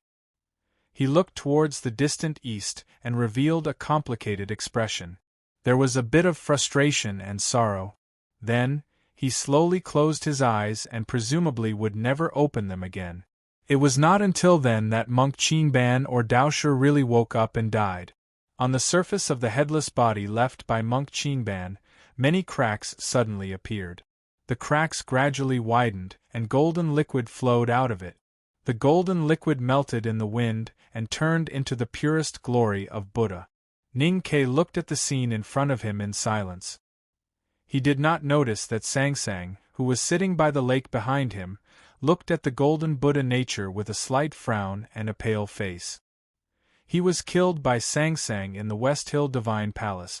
Then, he was resurrected by Haotian's divine power. His body was now pure and clean. In the West Hill Divine Palace, his flesh and limbs were cut off by Sangsang. Then, he was resurrected by Haotian's divine power. It was as if he had gone through countless changes of tendons and marrow. Now there was no dirt in his body. It was unimaginably pure. In the cliff cave of Xiankong Temple, he completed the homework assigned by Master Lotus. If he wanted to cultivate diabolism, he had to cultivate Buddhism first. Both Buddhism and diabolism originated from avoiding the sun. But there were some similarities between them. Once they were connected, he would be very powerful. According to Lotus, he could reach the divine state if he mastered diabolism. Now, he had mastered both Buddhism and diabolism. Coupled with the teachings of the headmaster of academy, his great spirit had reached the peak of knowing destiny state. He could even see the threshold. Now, he could kill people with his Zen and his cutlass. Not to mention Monk Qingban, a fake Buddha. He could even kill powerful elders of Commandment Hall of Xiankong Temple with his cutlass. Sang Sang said softly by the lake, "So that's how it is." She had seen through everything in the world. Chaoyang City was fake, the White Tower Temple was fake, the lonely tree and the black crow in the courtyard were fake. So were the vegetables in the market and the pickle jars in the kitchen. If they were all fake, then who was real? This was the world inside the chessboard. On the cliff plateau of Xiankong Temple, she took Ning Ke into the chessboard to find Buddha. But they were delayed for 1,000 years, just like when she entered the chessboard in Lank Temple. She didn't know she was a guest in the dream. When she was on that mountain, she saw the truth and also saw the fabrication. She experienced endless loneliness.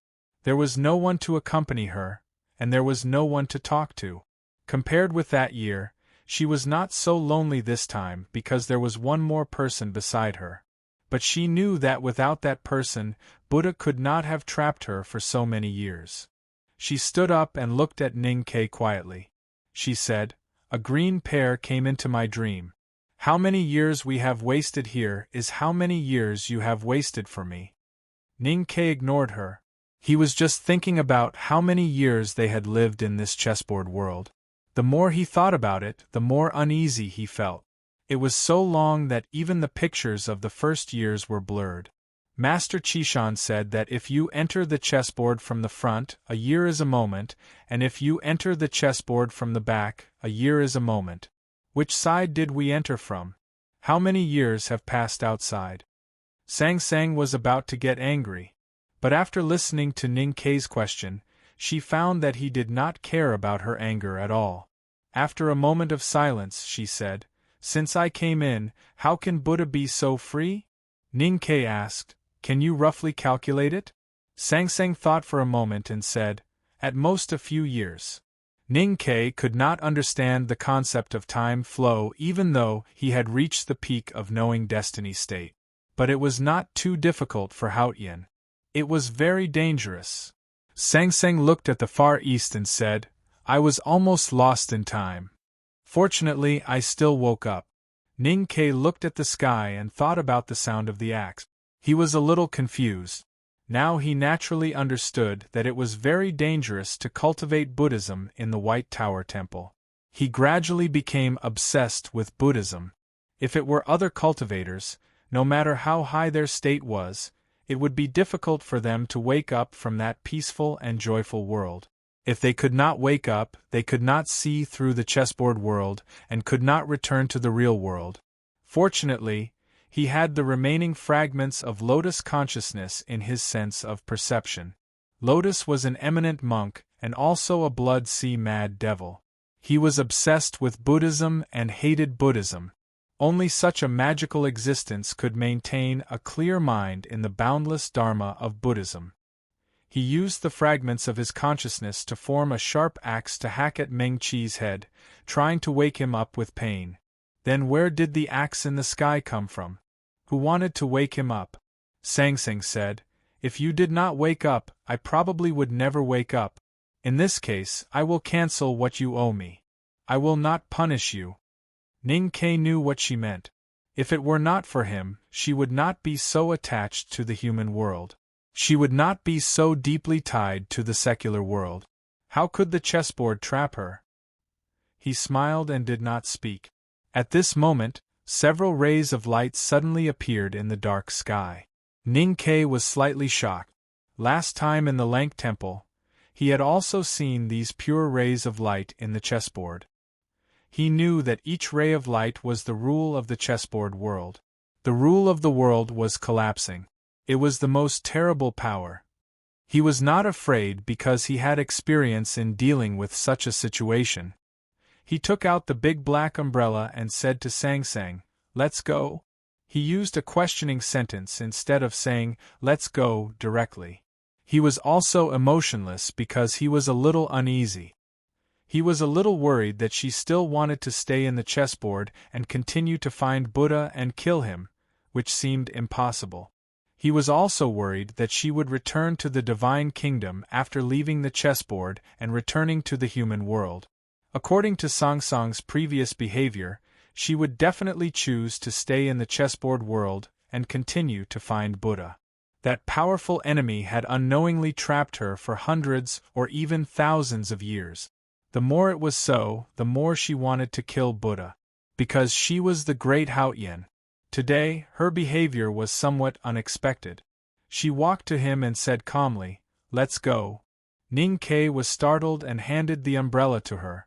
With a soft bang, Sang Sang opened the big black umbrella, as if opening a piece of night. The night completely covered her and Ning Quebec. A moment passed, a moment passed, a moment passed, a moment passed, a day passed, a day passed. It seemed that after countless tribulations, the black umbrella was still by the lake, and Ning Ke and Sang Sang were still under the umbrella. Nothing had happened. They could not leave, and they were still in the chessboard. Ning Ke remembered the words Monk Qingban said before he died. "I don't want you to go." The world didn't want them to go. His face was slightly pale, and his hand holding Sang Sang trembled slightly. But why was that? In the Lank Temple, they entered the chessboard, and the rule of the world chased after Sang Sang. They opened the black umbrella, and the rule of the world could no longer find them, and they disappeared. Why did they open the black umbrella today but not leave? Sang Sang looked at the dark sky and said after a moment of silence, "I can't sense the outside world." She was the rule. As long as she could communicate with the rule of the world outside the chessboard, she could return to the human world, just like she could return to Haotian's divine kingdom even if she died. The big black umbrella could make the rule of the world unable to find them, and it could also help her communicate with the rule of the outside world. If she couldn't sense it, then there were only two possibilities. The umbrella was broken, or something was wrong with her. The big black umbrella was not broken, so something was wrong with Sang Sang. Before Ning Ke could ask, she said, "I've become much weaker." She looked a little lost. Even though the headmaster had infused the power of the human world with her, even though Ning Ke had brought her into the human world, and she had been tainted by countless mortals, she still looked indifferent and extremely confident. Because she was very powerful. Even if she was weak, she was still unimaginably powerful. But now she found that she was really weak, so weak that it was hard to imagine. She closed her eyes and began to think about the reasons. To be continued. If you like this work, please come to Chidien.com to vote for me. Your support is my greatest motivation. Chapter 973. Although the sky was dark, there was light. Sang Sang held the big black umbrella. Her feet were in the light, and her body was in the dark. She closed her eyes and did not blink. She was as quiet as a god. She was thinking about a question. No matter how strong Buddha was, he could not be stronger than the headmaster of the academy or the human world. So what did he do to weaken himself so much? In her quiet thoughts, countless scenes flashed through her consciousness at high speed. They were like fleeting lights and passing shadows, but they were so clear. Hundreds of years of time began to rewind, revealing the true appearance. The peace in the small courtyard, the tea and wine, the chess and streaky pork, walking hand in hand, wandering by the lake, holding an umbrella in the alley, looking at the misty rain in the ancient temple, the snowy border, were all greed. The quarrel in the small courtyard, the sea of blood in the market, the fading figure, the angry questioning, the confrontation between life and death, the irritation, the low mood were all anger. The rest of the images were all caused by greed and anger, or led to greed and anger, which was ignorance. Greed, anger, and ignorance were the three poisons of Buddhism. The Mahayana doctrine said, "Greed attracts those who are not fed up with everything that is agreeable to their feelings. Anger attracts those who are angry with everything that is against their feelings. Ignorance is slow-witted and obsessed with the law of things. It is also called ignorance." The wisdom doctrine said, "Those who benefit from me will be greedy, and those who go against me will be angry. This knot is not born from wisdom, but from madness." So it is called ignorance. The three poisons are the root of all troubles. The Nirvana scripture said, "There are no poisons more poisonous than the three poisons." Sangsang was poisoned by greed, anger, and ignorance. Only this kind of poison could make her unable to avoid it. Last time in the Lank Temple, Buddha wanted to destroy her, but she was not awake at that time. What Buddha wanted to destroy was the imprint in her body. Now that she was awake, Buddha wanted to destroy her. To destroy something, one must first weaken it. How to make Haotian weak? The method that the headmaster of the academy and Buddha came up with was actually the same, but the method used was a little different. Turning a god into a human. The headmaster of the academy used the will of the human world and tried to change or reform her. Buddha used the poison of the human world and wanted to sink her into depravity. Sangsang and Ning Ke were each other's natal souls. Ning Ke could know what she was thinking and what she was thinking. His face turned paler and he held her hand tightly. After spending so many years in the Buddha's chessboard world, she had been deeply poisoned. Unknowingly, she had become extremely weak, so weak that she could not leave. Then, what would be waiting for her? Don't worry. Ning Ke held her in his arms and whispered, "Even if Buddha kills you, you can still return to Haotian's divine kingdom. Maybe one day you will remember me and the academy." Then, he couldn't go on. If Sangsang really used death to return, then it would be impossible. Haotian was Haotian, and there would be no more Sangsang in the world. The Buddha did not know that the headmaster of the academy had divided Haotian into two, nor did he know that the academy had left one of Haotian in the human world. Therefore, he did not know that even if he killed Sangsang, he could not kill Haotian. But Sangsang would die. "I don't want to die," Sangsang said. Sangsang doesn't want to die. Haotian, who was named Sangsang, did not want to die. Ning Ke looked at the distant east and said, "Then we will not die." Sangsang turned and walked out of the White Tower Temple. Ning Ke held the black umbrella and followed her. Outside the temple, she pointed to a woman under the eaves whose clothes were half wet by the rain and said, "Don't you find it strange that she has not aged after so many years?" Ning Ke said, "For countless years, the consciousness of those who believe in Buddhism will come to this chessboard after their death. This is the real Buddha land. They are dead, so naturally they will not age." Sangsang said, "But you have not aged either." Ning Ke thought it was true. At least hundreds of years had passed, but he had not aged or died. Sangsang looked at the light that represented the rules in the dark sky. After a moment of observation, she said, "The rules of this world have not collapsed, so why is there no death?" Ning Ke could not explain this. Sangsang said, "Do you know what nirvana is?" Ning Ke said, "The highest state of Buddhism is nirvana." Sangsang said, "Nirvana is a state." "What state?" "Tranquil nirvana, unaware of life and death, cool and quiet, no annoyance, and eternal silence. It is neither born nor destroyed, neither dirty nor clean, neither increasing nor decreasing, far away from one thing, life and death, and eternal." Sangsang said, "This is nirvana, which is to become Buddha." Ning Ke remembered that Sangsang once mentioned the cat with the surname Shui in front of the stone statue of Buddha on Hua Mountain. He said, "If nirvana means this, no wonder even you can't predict whether Buddha is dead or alive." Sangsang said, "The people here are the same." Ning Ke frowned and said, "You mean the people here are neither dead nor alive, so they are not dead?" Sangsang said, "Not neither dead nor alive, but dead and alive at the same time." Ning Ke thought for a moment and said, "You are right. No one knows whether they are dead or alive before observation. They are in the superposition of the two states. No one knew whether Buddha was dead or alive, not even Haotian and the headmaster of the academy. It was because Buddha entered this state after nirvana that there was no answer before seeing him." Sangsang said, "So there is neither life nor death here." Ning Ke said, "But we have lived here for hundreds of years, and we have observed them for a long time."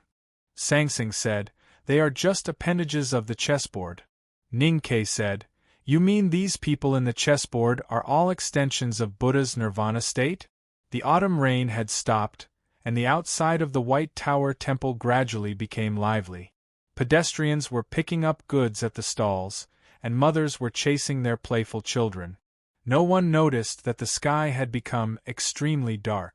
Sangsang said, You can understand it this way. So they don't even know that they are dead. They just walk with time and don't think about anything else. Ning-Ke said with mixed emotions, Is this the nirvana that Buddha mentioned? She said, You said that this is the Buddha land. Yes, this is the real nirvana. If you and I don't wake up, we will eventually become a part of this world. Ning-Ke looked at the pedestrians on the street and suddenly felt cold. He and Sangsang had almost become a part of this world. At that time, they would not know whether they were alive or dead. Would it be the nirvana or the nirvana? This was the true meaning of nirvana. Heaven and Buddha could calculate. When Buddha entered nirvana, heaven could not calculate Buddha, but Buddha could calculate heaven. Buddha did not jump out of cause and effect, but he could see through cause and effect and go with the flow. Cause and effect, that was why, and it was also the principle of the academy. Because Ning-Ke picked up the baby girl on the side of Hebei province, because the headmaster of the academy took Ning-Ke as a disciple, because Ning-Ke wanted Sangsang to become a human, and because they loved each other, they came to this day. We finally woke up. How can Buddha kill you? Ning-Ke said, Since he has entered nirvana, he can't do anything. I'm also curious. Sangsang handed the black umbrella to him and walked into the street with her hands behind her back. She said, I really want to know what that monk can do to me. Her tone was calm and proud. Holding the black umbrella, Ning-Ke did not dare to leave her. Looking at the light in the sky and her pale cheeks, he sighed and said, You are so sick. Can you stop blowing? Waking up didn't mean that she could leave. The 3 poisons of greed, aversion, and obsession made Sangsang very weak. She could not solve this situation easily, so what would happen next would be very troublesome. Walking through the crowded streets, Ning-Ke suddenly stopped and looked to somewhere in the far east. Monk Qingban also looked there before he died, but there was nothing there. Back in the small courtyard, Ning-Ke made a sumptuous dinner. The most appetizing dish was the bowl of green and red pickled peppers and tender ginger. Of course, he did not forget Sangsang's favorite cabbage head in vinegar. The big black umbrella was propped on the table, and the dishes were placed beside the umbrella handle. He and Sangsang sat under the umbrella and lowered their heads to eat. The scene was a little weird and also a little funny. Sangsang fiddled with the rice mixed with the broth in the bowl with chopsticks and looked at the dishes on the table covered by the umbrella shadow. She said, You know it's fake, but why do you still eat so happily? Ning-Ke was burying his head in the food. The pickled peppers made him sweat and he was very happy. Hearing this, he picked up a towel to wipe his mouth and said, I feel it's real, so I eat happily. Sangsang looked at the big black umbrella above and frowned slightly. She said, I don't know why I have to hold an umbrella to eat.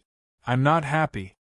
Haotian, who was omnipotent, was forced to eat with an umbrella by the light that represented rules in the dark sky. It was indeed a little sad. Don't be dissatisfied. You have to thank the umbrella for being here all the time, and you have to thank me for mending it. Ning-Ke pointed to the big black umbrella and said with a smile, It will be new for 3 years, old for 3 years, and mending for another 3 years. This black umbrella will definitely become our family heirloom in the future. With the big black umbrella around, they did not have to worry about being discovered by the light that represented rules. But how could they leave? After dinner, they began to think about this problem. They had been in the chessboard for many years, but Ning-Ke and Sangsang were not in a hurry, at least on the surface. They thought they still had enough time to solve the problem. The 3 poisons of greed, aversion and obsession were indeed the poisons of all poisons. Sangsang had no way to cure them, and Ning-Ke could not think of a way either. In this case, life had to go on. Last night's dinner was too sumptuous, and there were no more vegetables at home, so Ning Kei went to the market to buy vegetables. Now Sang Sang naturally followed him without his request, because they only had one umbrella. When they arrived at the market, they found that their idea was wrong. With the big black umbrella, the light could not find them, but people could. Standing in front of the dewy green vegetable stall, Ning Kei was chatting with the familiar middle-aged woman, paving the way for the subsequent bargaining. The woman thought he was very cute, so she smiled. Her smile was very beautiful, dignified and compassionate, and there was a red mole between her eyebrows. Ning Kei was also smiling at the beginning, and then his smile gradually disappeared. He looked at the woman and asked seriously, "What kind of Buddha are you?" Chapter 1. The task will definitely be completed before going to bed. To be continued. If you like this work, please come to Chidien.com to vote for me. Your support is my greatest motivation. Chapter 974. The auntie did not speak but just looked at him with a smile. She held a yam in her left hand and a handful of celery in her right hand. Both were vegetables and medicine. Ning Kei suddenly laughed and said, "Are you the legendary medicine Buddha?" The auntie smiled and said, "Yes." Ning Kei thought for a while and said, "The medicine Buddha can cure diseases. My wife is seriously ill. She should be poisoned. I wonder if you can take a look and write a prescription for her." The auntie looked at Sang Sang and said with pity, "The poison is incurable. It's better to go back." Ning Kei pointed to the sky and said, "What if I don't go back?" The auntie said, "Death is liberation." "That makes sense," Ning Kei said with a smile. Then he pulled out his iron cutlass and chopped at the auntie behind the vegetable stall. The vegetable stall was full of green vegetables with dew on the leaves, which looked very fresh. Ning Kei's iron cutlass should have easily chopped the vegetable stall into two halves, chopped the leaves into countless pieces, and chopped the dew into moist foam. But he didn't, because the vegetable stall turned into a field. The green vegetables on the stall turned into lush plant. The yam in the auntie's left hand turned into a fruit branch, and the celery in her right hand turned into a Buddha bowl. The auntie turned into the real medicine Buddha. Her hair was black and plump, and her ears fell on her shoulders. She looked solemn, and countless halos and auspicious clouds surrounded her. In front of the medicine Buddha, there were thousands of colorful banners fluttering. It was these banners that blocked Ning Kei's cutlass. Ning Kei looked at the Buddha statue that was so close to him but seemed so far away. He said in shock, "It's true." The medicine Buddha smiled slightly. The red mole between her eyebrows shone brightly, illuminating the vast field around her. The colorful banners fluttered faster and faster, and the plants in the field grew taller and taller. Ning Kei and Sang Sang stood in the field. Their legs were instantly entangled by the green vines and could no longer leave. The medicine Buddha chanted the name of Buddha and slowly tilted the alms bowl in her hand. The black liquid in the alms bowl dripped onto the ground and turned into a river, rushing toward Ning Kei and Su Li. Medicine was used to cure and save people, but it could also be used to kill people. Sometimes, good medicine could become the most powerful poison. Ning Kei only felt a stuffiness in his chest when he smelled the strange fragrance in the medicine river, followed by a sharp pain. He covered his chest and coughed, as if he was going to cough out his internal organs.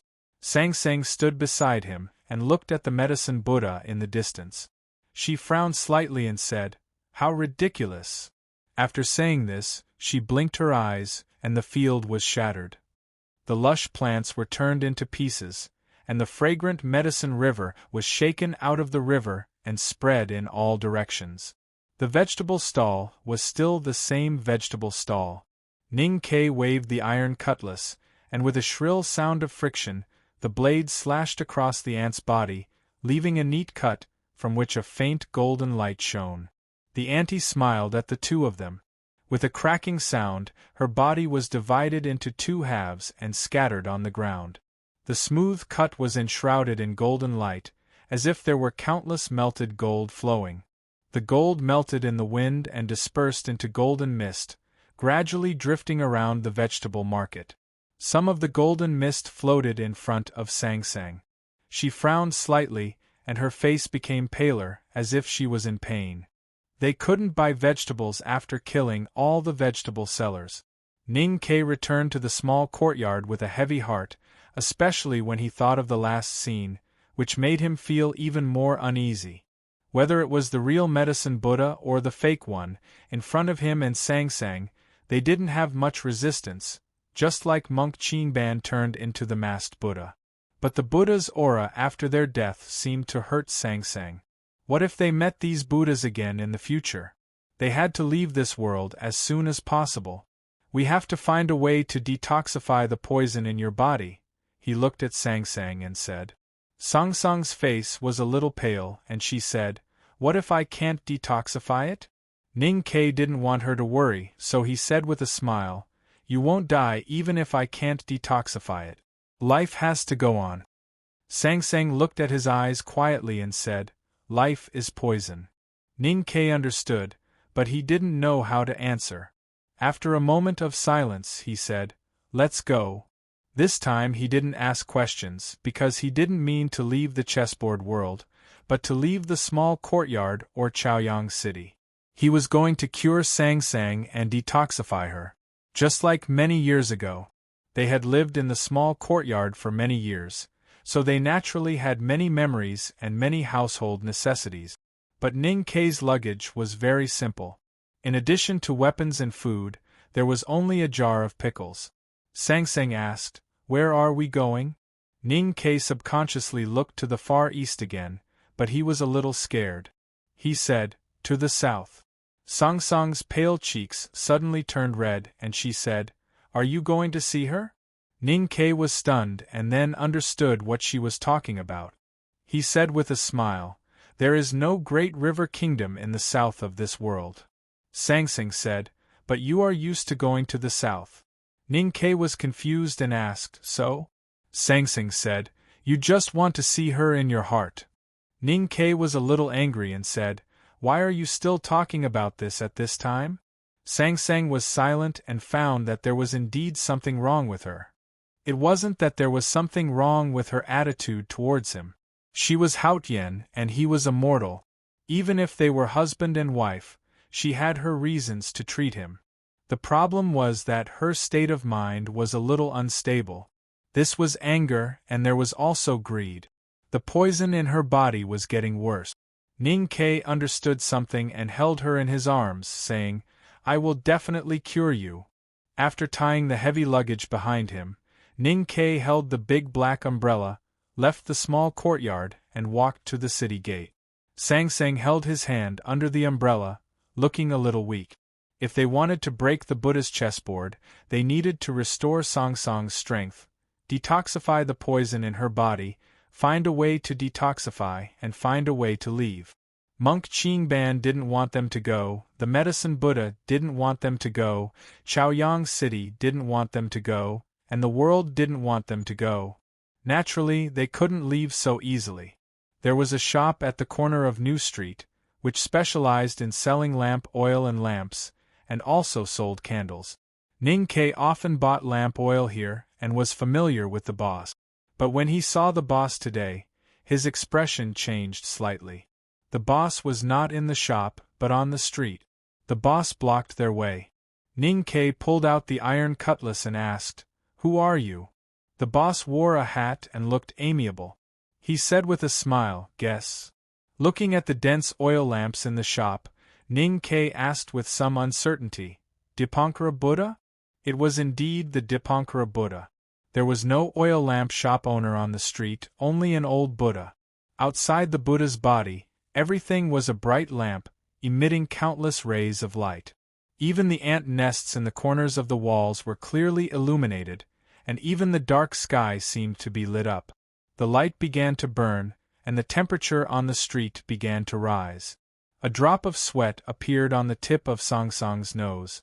When she was still an ordinary person, she rarely sweated because of the congenital cold. After becoming Haotian, her divine body was as cold as jade, and she didn't sweat at all. But in front of the Dipankara Buddha, she sweated. Ning Ke felt that his heart became extremely hot, as if someone had placed an oil lamp in it. The Great Spirit rose, and in an instant, he rushed to the front of the Dipankara Buddha and chopped down with his cutlass.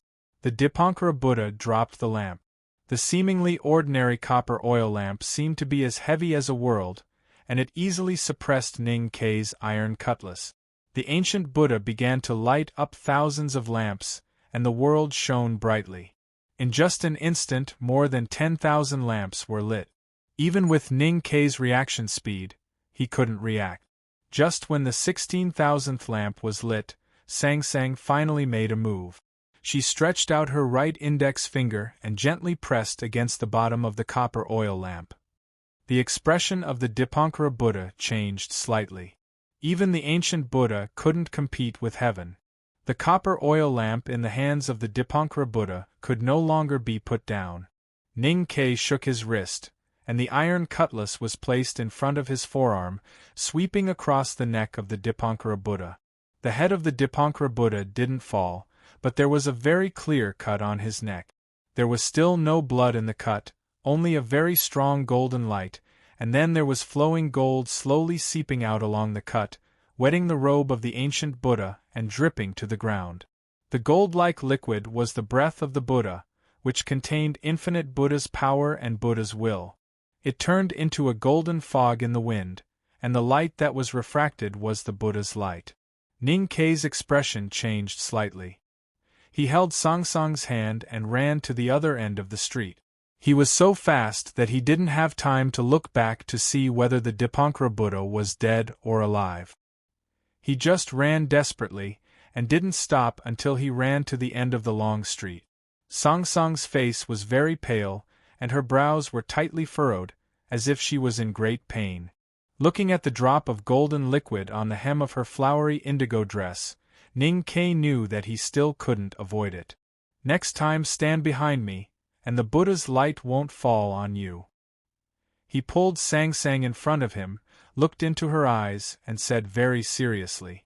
Sang Sang looked at the tip of her shoe and whispered, "I'm afraid that I will get lost." Ning Ke was silent for a moment, and then he untied the heavy luggage, took out the arrow box and the brocade bag containing the fu paper, and threw away everything else, including the pickle jar. He carried her on his back, tied their bodies with a rope, and handed the big black umbrella to her. With the arrow box in one hand and the iron cutlass in the other, he walked toward the direction of the city gate. On the street, the pickle jar had cracked, giving off a fragrance that only an old jar could have. Ning Ke walked out of Chaoyang City with Sang Sang on his back, and met many Buddhas along the way. The officials of the Academy of Music, holding the sound device, turned into the best sound Buddha. The storyteller in the tile alley turned into the Nanju Buddha. The Buddha in a small temple turned into the Dharma Buddha.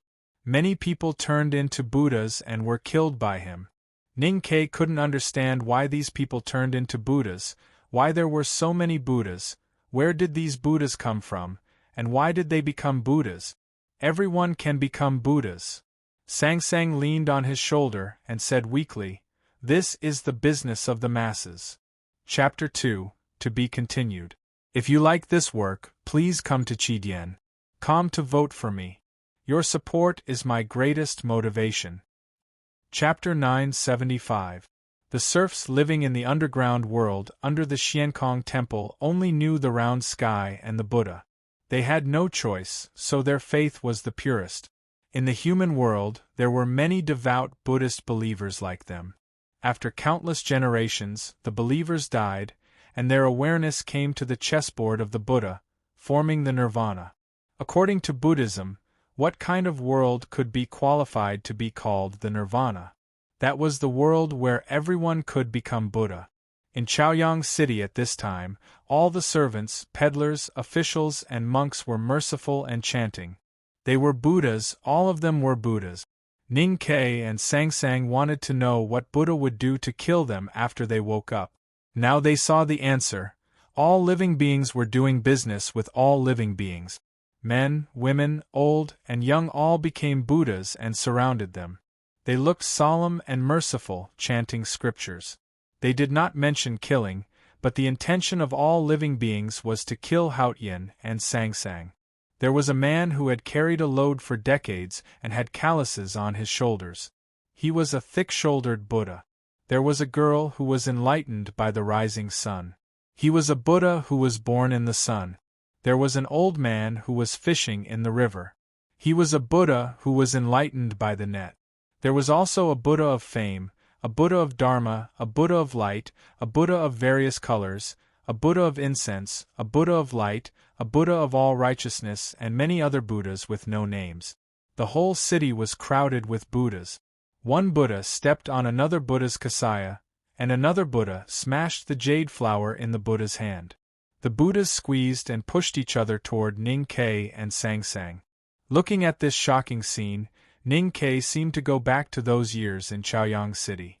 Countless people wanted to kill Sangsang, the daughter of Yama, who was on his back. When he saw that the man who played monkey tricks also became a Buddha, and even the monkey on his shoulder became a bad-tempered fighting Buddha, he could not bear it any more and rushed over with his iron cutlass.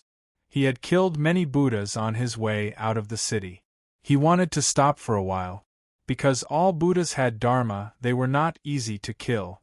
More importantly, he knew that these Buddhas would turn into Buddha's light after they were killed, which would make Sangsang suffer.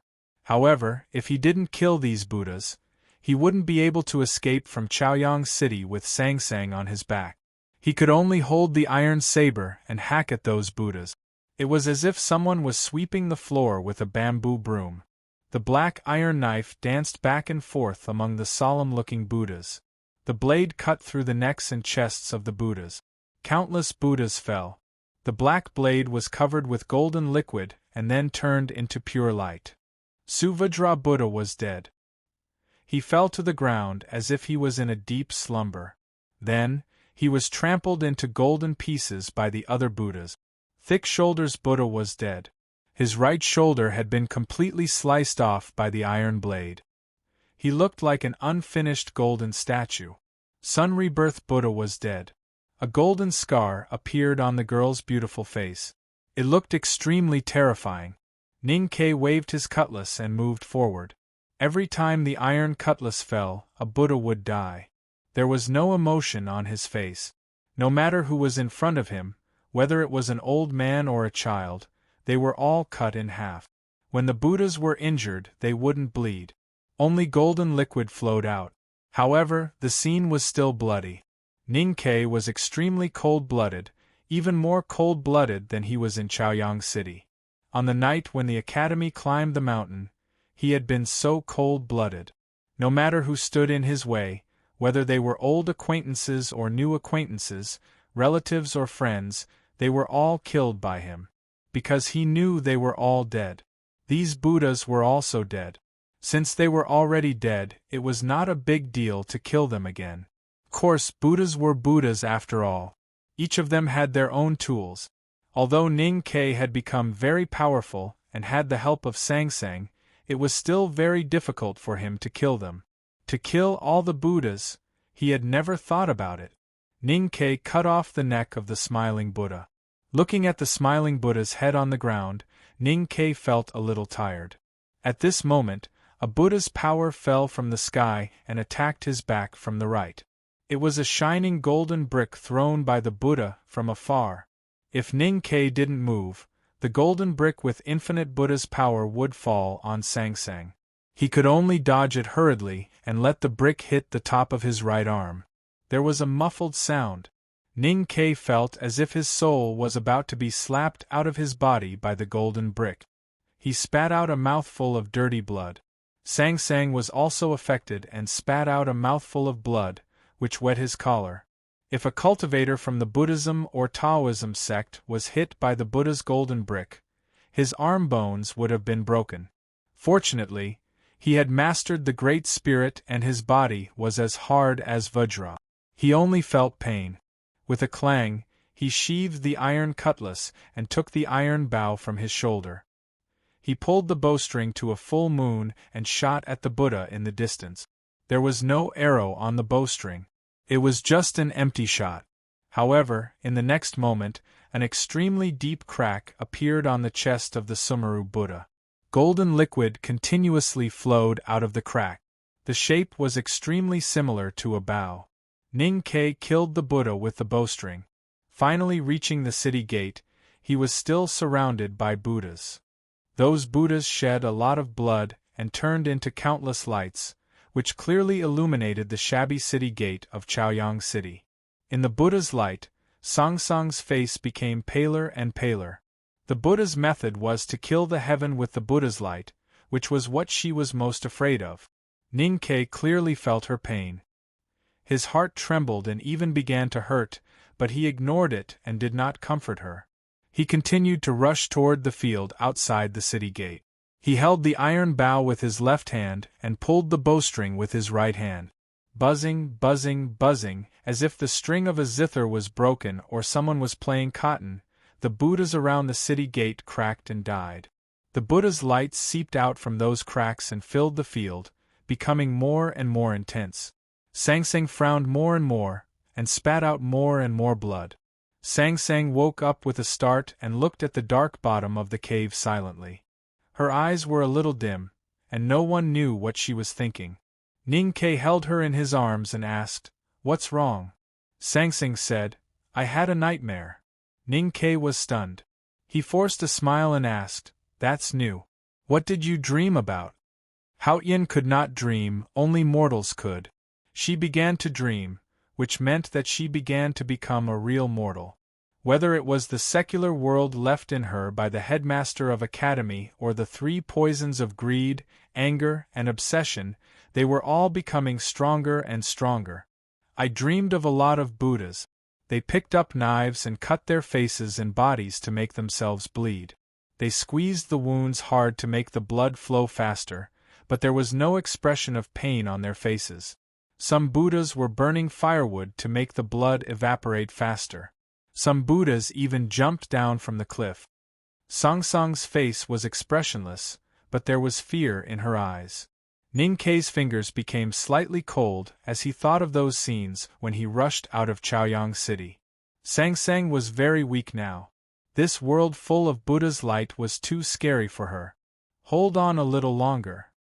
He gently stroked her back. If I go on like this, I will die. There was still no expression on Song Song's face. In addition to fear, there was also pain in her eyes. Death meant the end, an eternal sleep. For any existence with self-consciousness, this was the most terrible thing. She had never thought that she would die, so she had never been afraid until now. Ning-Ke said, "I won't let you die." Sang Sang said, "You have said this many times. There is no other meaning except to comfort yourself." Ning-Ke looked into her eyes and said, "The ending of the story should not be like this. Now that we have woken up, we must be able to find a way to leave."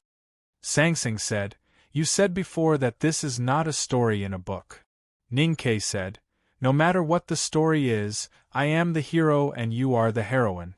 So we should not die. Maybe in this story, we are just supporting roles." Sang Sang looked at the dark night sky outside the cave, looked at the Buddha's light gradually spreading in the field, and listened to the sutra gradually becoming clearer. She said, "Because this is the story of Buddha." Ning-Ke was silent for a long time and said, "Sleep a little longer. We can still stay for a while." Sang Sang turned to one side and continued to sleep. Ning-Ke sat beside her and looked at her frowning eyebrows, aggrieved lips, and painful expression from time to time. He felt very sad and reached out to smooth her eyebrows. Sang Sang never showed a painful expression when she was awake. They left the cave in the early morning and continued to walk south according to the original plan. It did not take long before they entered the deep forest with dense vegetation. Ning-Ke relaxed a little. He thought that this place was so desolate that it could not be like Chaoyang City, where there were Buddhas and Buddha's light everywhere. He was right, but not accurate enough. There were indeed not so many Buddhas in the deep forest in the south, but there were still Buddhas. The woodcutter they met on the mountain road was a Buddha. In the middle of the night, another Buddha came riding a spotted tiger. Ning-Ke continued to kill Buddhas. It was very hard and he got more and more injuries. Sang-Sang also became weaker and weaker. Under the torture of the 3 poisons, her face was as pale as snow. In order to relax, he began to sing the song of the black pig again. Sang-Sang was very unhappy and wanted to pretend to be black. But her face was too pale and did not look threatening at all. She shouted angrily, "You only know how to bully me when I am weak." Ning-Ke reached behind and patted her buttock. He said, "It's the Buddha who poisoned you. It has nothing to do with me. It's true that I bully you, but I can't take advantage of you." At this moment, a wild boar covered in black mud jumped out of the forest. The wild boar looked at Ning-Ke foolishly and ran away as soon as it felt the danger. Sang-Sang said weakly, "The crow landed on the back of the pig. The bald donkey and the academy are all evil." With a strange caw, a black crow flew over and landed somewhere in the forest. After a moment, the wild boar covered in black mud walked out of the forest dejectedly. The black crow stood on its back, flaunting its might. Sang-Sang said, "We will eat pork tonight." Ning-Ke said angrily, "The crow landed on the back of the pig. You are on my back. Am I a pig?" Sang-Sang leaned on his shoulder and whispered, "If you are not a pig, why are you here? It's July in the blink of an eye. Please vote for Jiang Yi with your guaranteed monthly votes and recommendation votes on Monday. Thank you. I will continue to write. There is one more chapter. To be continued. If you like this work, please come to Chidian.com to vote for me. Your support is my biggest motivation. Chapter 976. Ning-Ke laughed. He knew what she meant and understood that she was expressing her affection. What was even better was that there was also her affection in her words, so he was very happy. They killed a wild boar by the stream and made a bonfire. The meat sizzled on the fire and the oil gradually flowed. The aroma permeated the air. The 2 of them had a full meal and then rested.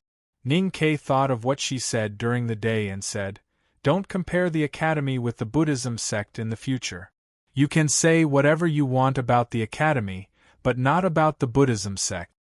Sang-Sang lay on the ground that was warmed by the fire and asked, "Why?" Ning-Ke said, "Is the academy so disgusting?"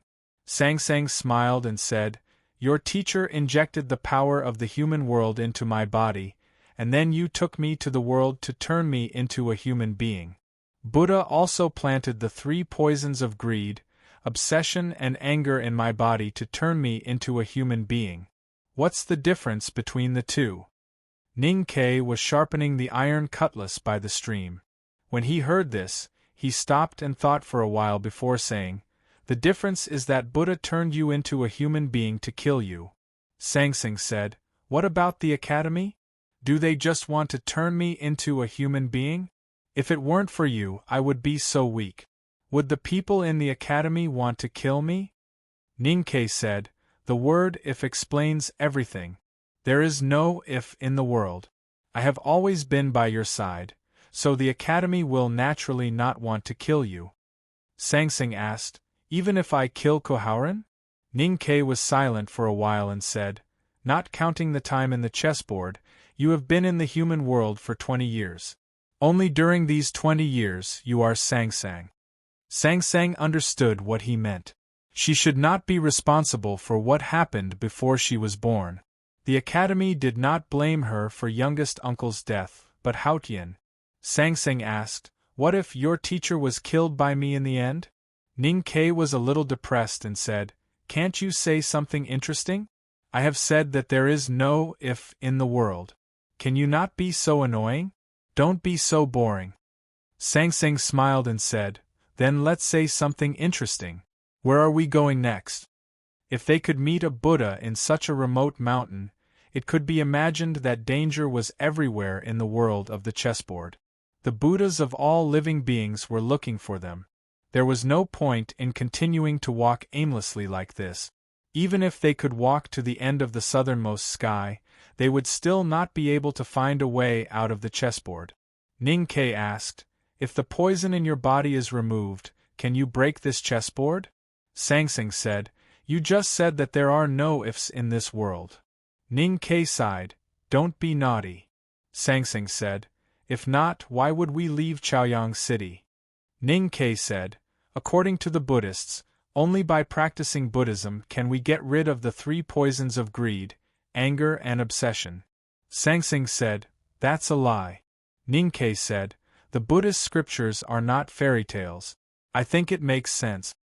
Sangsang said, "Unless you become a real Buddha, it's hard to get rid of the three poisons." Ning Ke wiped the water on the blade and walked back to her. He looked at her eyes quietly and said, "Do you want to try to become a Buddha?" In his opinion, if she could become a Buddha here, she would be able to get rid of the three poisons of greed, anger and obsession in her body. Even the Buddhas of all living beings would not be able to threaten her. Sangsang said, "No." Ning Ke slightly frowned and asked, "Why not?" Sangsang answered with his previous answer, "It's disgusting." Ning Ke felt helpless and said, "Being alive is more important than anything else. Just bear with it." Sangsang said, "This is the world of Buddha. I can't become a Buddha here." Ning Ke thought for a long time and said, "I have to try." Some things had to be tried because there was no other choice. As the old saying in the academy went, the last choice was the best choice because it was the only choice. Sangsang asked, "What do you want to try?" Ning Ke looked across the stream to the far east and said, "I want to try to find Buddha." Sangsang smiled and said, "And then? Can you kill him?" Ning Ke said, "No, but I'm going to see him." In the morning, the two woke up by the stream. The bonfire had been burnt to ashes, but it was still warm. Ning Ke tied Sangsang to his back and held up the big black umbrella. They continued to climb to the top of the mountain through the thick fog. But instead of continuing to the south, he turned to the east. Sangsang opened her eyes and looked in the direction without saying anything. It was difficult to walk in the dense forest. Ning Ke used the iron cutlass to clear the way. After walking for 2 days and 1 night, they finally walked out of the mountains and came to the open grassland. He carried Sangsang on his back and continued to move forward. It had been raining on the grassland for a few days. His feet stepped on the soft ground and left clear footprints, forming a straight line aimed at the far east. When there were more than 100 footprints on the grassland, the ground suddenly sank and the straight line became real. The soil cracked and the grass was swallowed up. It was pitch black. Heaven and earth shook uneasily. Those patrolling light in the dark sky suddenly came to the top of Ning Ke and Sangsang. Because of the big black umbrella, the light did not fall. Those lights seemed to be suspended in the dark sky. The front of the light became brighter and brighter, and then suddenly exploded, sprinkling countless golden flowers on the ground. Ning Ke stopped and turned to the northwest. He saw some light in the dark sky, which should be the reflection of the Buddha's light on the ground. It could be imagined how many Buddhas there were. Sangsang looked there and said, "I heard their chanting. They are afraid. Buddha is afraid." Ning Ke said. Sangsang said, "Buddha is in nirvana, so he doesn't know these things." Nirvana was the superposition of life and death. It could also be simply understood as a deep sleep. Buddha didn't know that they were walking to the east, so how could he be afraid? Then it's the world that's afraid. Ning Ke looked to the far east and said, "We are in the right direction. Buddha is there." Sangsang leaned on him and scratched his ear with her fingers. She said, "Are you really going to find Buddha?" Ning Ke said, "Of course, I want to see Buddha. I want to see him." Sangsang's movement was slightly stiff. She said, "If you go to see him, he will wake up." Ning Ke raised the hilt and scratched it. He said, "I want him to wake up." Sangsang said seriously, "If I were not poisoned in the past, I would have gone to find him, wake him up, and then kill him. But now I can't kill him, and you can't kill him either." Ning Ke said, "You are wrong about one thing. Waking up is just a description. The correct description should be that I will know whether Buddha is dead or alive when I see him. Sangsang said, then? Ninkei said, then the Buddha might be alive or dead. In other words, his life and death are in our hands, and we have a 50-50 chance of winning. Sangsang said, you are gambling with your life. Ninkei said with a smile, I am gambling with Buddha's life. Sangsang said, I am also gambling with my life. Ninkei said, we are all going to die. Why not? We have at least a 50% chance of winning. Sangsang said, I don't like gambling with my life. Ninkei asked, why? Sangsang said, because Haotian doesn't play dice. Haotian was omniscient and omnipotent. Heaven could calculate everything and control everything. So of course, she was not willing to play dice because she could not control it.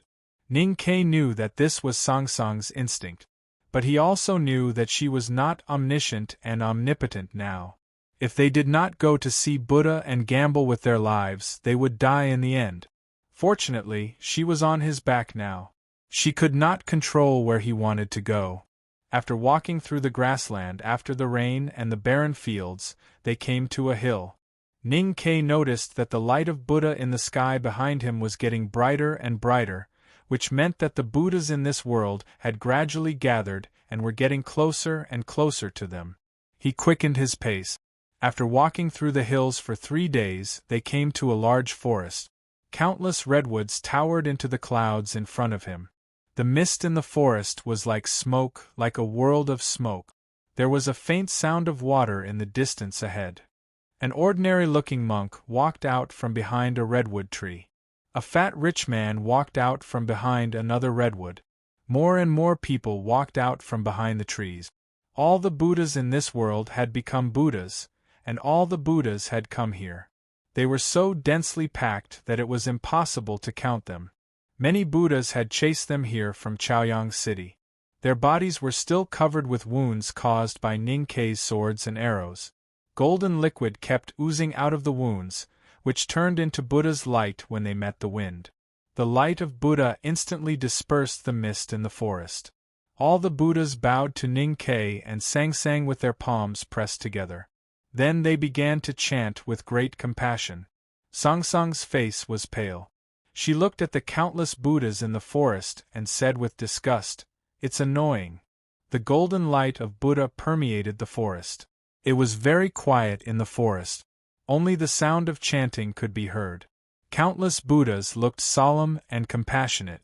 However, in Ninkei's eyes, this scene was so gloomy. He did not speak. He bent the iron bow and shot an arrow. The redwood was stained with golden blood. A Buddha sat cross-legged beside it. There was a very deep wound on its chest and abdomen. The wound was slightly curved, and golden liquid flowed out of the wound and turned into the light of Buddha. The light of Buddha in the forest became brighter, and Sangsang was in more pain. Ninkei looked very solemn. In the process of escaping, these Buddhas resisted less and less. They no longer used any celestial devices. It even felt like they were waiting for him to kill them.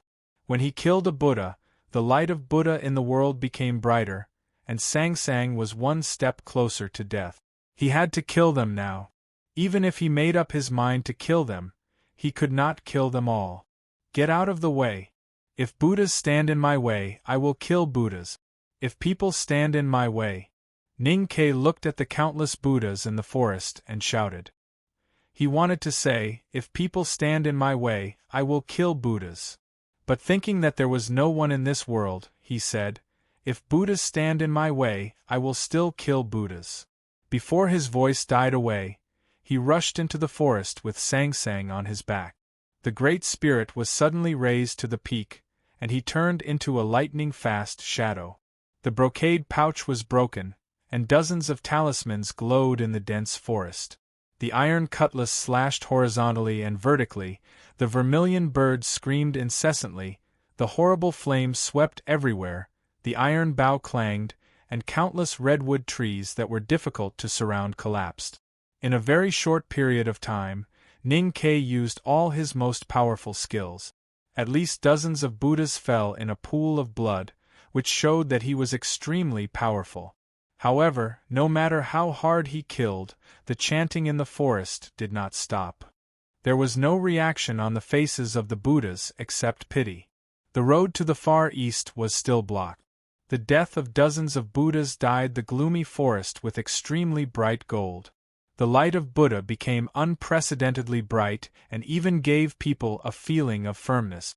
The light of Buddha was so strong that it forcibly broke the gaps behind the black umbrella and fell on Sang Sang. She leaned weakly on his shoulder and kept coughing up blood.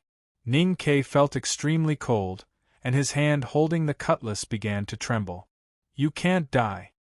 He looked at the blood dripping from his body and said with a pale face.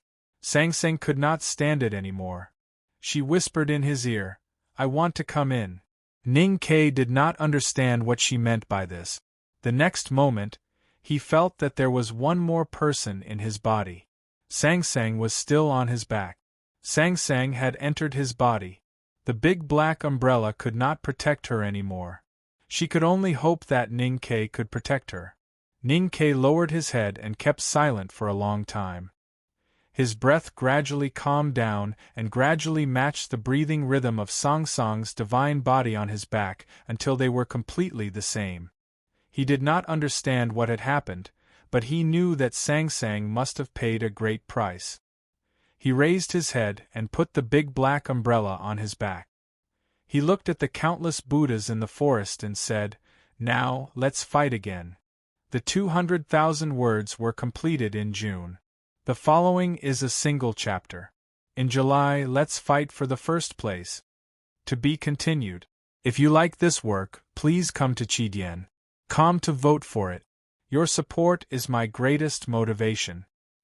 Chapter 977. A few nights ago, while writing, I went out to walk the dog with my wife. It was already late at night. I looked up at the sky and squinted my eyes because of the dazzling light. Although I am a person who likes to exaggerate, this is really not an exaggeration.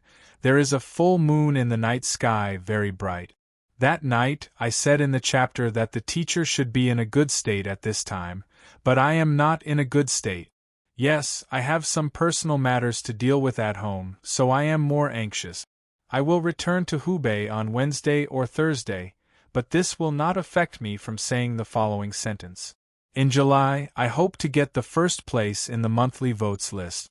Readers are actually very clear that I take 2 years to write a book. This pace has been maintained for a long time. 8 years have passed just like that. Coming Night was published in August 2 years ago, and it is almost 2 years now. The wind rises and the rain falls, and the night is coming. The song ends and people leave. This story of Coming Night is also coming to an end. If it is written quickly, it will probably be finished in August. If it is slow, it will be in September. In other words, July is the last complete month of Coming Night, the last full moon. I hope this July can be as bright and beautiful as a real full moon. It seems that we have to fight for the monthly votes list now, but I do not want the last full moon of Coming Night to be spent in a nervous and anxious mood, and I do not want everyone to read without a calm and joyful mood. So this month, I hope to fight for the monthly votes in a serious, lively, and joyful atmosphere. I will work hard, and I will make a great effort to guarantee at least 200,000 this month. Everyone, please accompany me to spend this month happily. What kind of rhythm is the happiest? Of course, to fight for the monthly votes and finally get the first place. This is indeed difficult, but the more difficult it is, the happier it is, right? No matter the ending, I will work hard during the process, and your happiness is the most important. The last full moon, please spend with me. Please cast your monthly votes and recommendation votes, and draw a perfect temporary end to our Jianghu in the past 2 years. Thank you, everyone. Please. To be continued. If you like this work, you are welcome to vote for recommendation votes and monthly vote. Your support is my biggest motivation. Chapter 978. The forest was dark and gloomy. The Buddhas were emitting a faint golden light like countless oil lamps. Seeing Ning Ke standing with the cutlass, the Buddhas had different reactions. Some were sad, some were angry, and some were in awe. The Buddhas sensed that Ning-Ke had undergone some important changes and realized that those changes would have some impact on the Buddha's nirvana. But they didn't know what those changes were. Ning-Ke didn't understand them either. He knew that Songsong's body was still on his back, but she had entered his body. He felt full of strength and fearless. The chanting sounded again in the forest. The golden light shone brightly. Countless Buddhas appeared everywhere and slowly surrounded him, leaving no way for him to leave. The Buddhas looked at him with compassion. However, from Chaoyang City until now, the Buddhas had never tried to persuade and enlighten him, nor did they have any real communication with Ning-Quebec. Because Ning-Ke refused to communicate with them, any differences would have to be solved by force. It was still the same at this moment. He took a deep breath and his eyes became unusually bright. He held the cutlass tightly and slowly raised it. Then he chopped it twice casually toward the forest in front of him. Two blades that were hundreds of miles long appeared in the gloomy forest. The wind howled, and the moss on the ground was flipped up, the weeds were lowered, and the rocks were cracked. Wherever the blade passed, nothing could maintain its original form. Those living Buddhas standing in the area of the blade were directly crushed into pieces by the blade, and the golden powder filled the air. If the Buddhas were in the clouds and overlooking the wilderness, they should be able to see a huge character that was hundreds of miles long in the forest. The character was simple and yet so brutal. Writing a divine talisman with an iron cutlass. Ning-Ke wrote such a huge divine talisman that ran through the entire forest. The terrifying talisman indifferently and valiantly cut everything it came into contact with. The bark of the giant redwood trees, which couldn't be closed even if several people were to encircle it, showed clear cracks. Even the whistling wind was cut into countless pieces by the talisman and turned into a gentle breeze, blowing the golden powder into the sky. Ning-Ke waved his blade twice, and at least hundreds of Buddhas died in front of the divine talisman. However, there were still many Buddhas in the forest. They looked determined and continued to walk toward him. The E-talisman originated from the first talisman he had mastered, two horizontal talisman, which was derived from the most powerful Jing talisman of Master Yen Sei. When it was practiced to the extreme, it could even cut the space, let alone these Buddhas. If he stayed in the talisman at this time, he did not need to worry about the arrival of those Buddhas.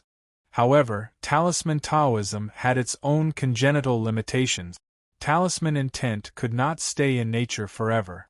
No matter how powerful a divine talisman was, it would gradually disperse with the passage of time. What should they do then? Ning-Ke had never thought of saving his life with this grand and domineering divine talisman. He said that he would fight with these Buddhas again, so he could only attack. A clear roar rose from the ground into the sky and spread into the depths of the forest. It was as if heaven and earth were excited by this proud and ruthless roar. The dark forest suddenly brightened up. With the roar, Ning-Ke stomped heavily on the ground with his right foot. Deep cracks appeared on the ground within dozens of feet. He held the iron cutlass horizontally with both hands and rushed into the forest. The two sharp talisman intents that ran through the forest also began to move slowly and unstoppably toward the east as he swept forward and the iron cutlass horizontally. Talisman Taoism was essentially different from other cultivation method. Talisman Taoism needed to explain its meaning to nature and then mobilize the qi of heaven and earth. Talisman Master's communication with nature was a request. In a sense, it was a passive behavior. Only in this way could a talisman master mobilize so much qi of heaven and earth. No talisman master could move with his talisman intent, because human beings could not have so much psyche power, and the real heaven and earth could not obey the orders of humble human beings. Ning-Ke did it today, which had never happened in the history of human cultivation. The two sharp talisman intents were hundreds of miles long and ran through the whole forest.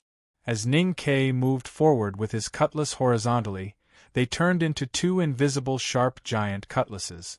Before the cutlass, everything in its way would be destroyed.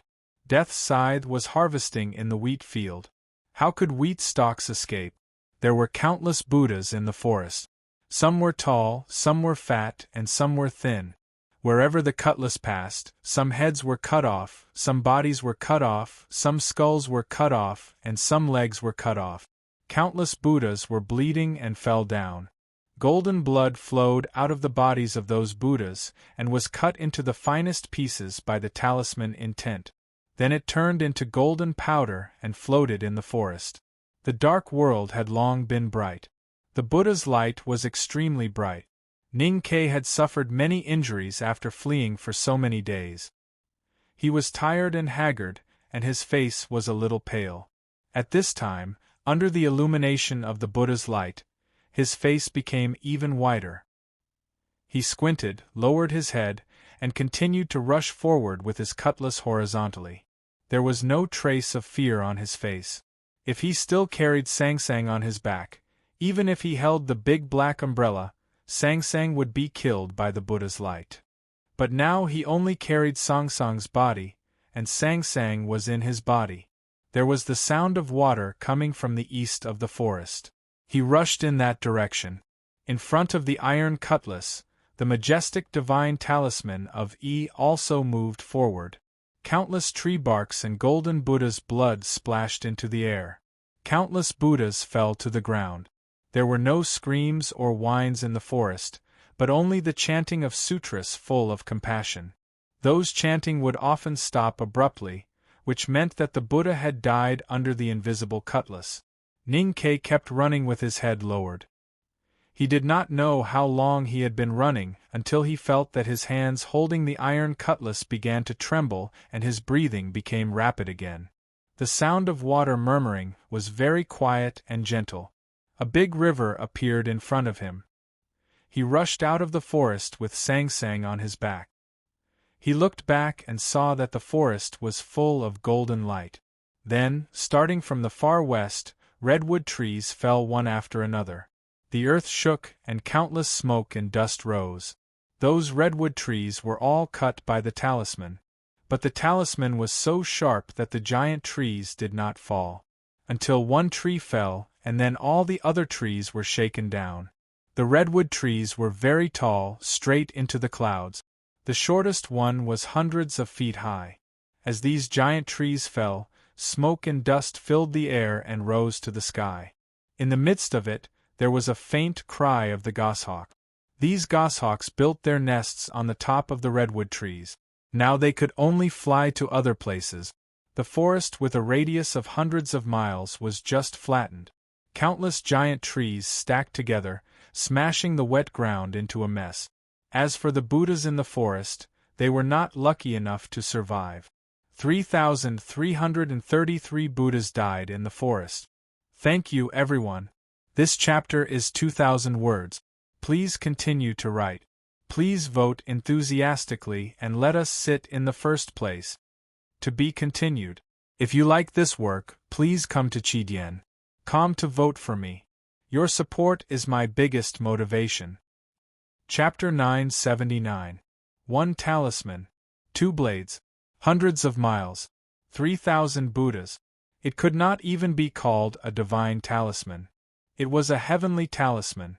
There had never been such a powerful talisman in the human world. Master Yen Sei didn't write it, neither did the master of calligraphy. It had never appeared in the past tens of thousands of years. Ning-Ke was now at the peak of knowing destiny state and a very powerful divine talisman master. But he had not surpassed the 5 states, so it was impossible for him to write this talisman. But now Sang Sang was in his body. Even if she was weak and about to die, a drop of divine power was like a sea to the human world.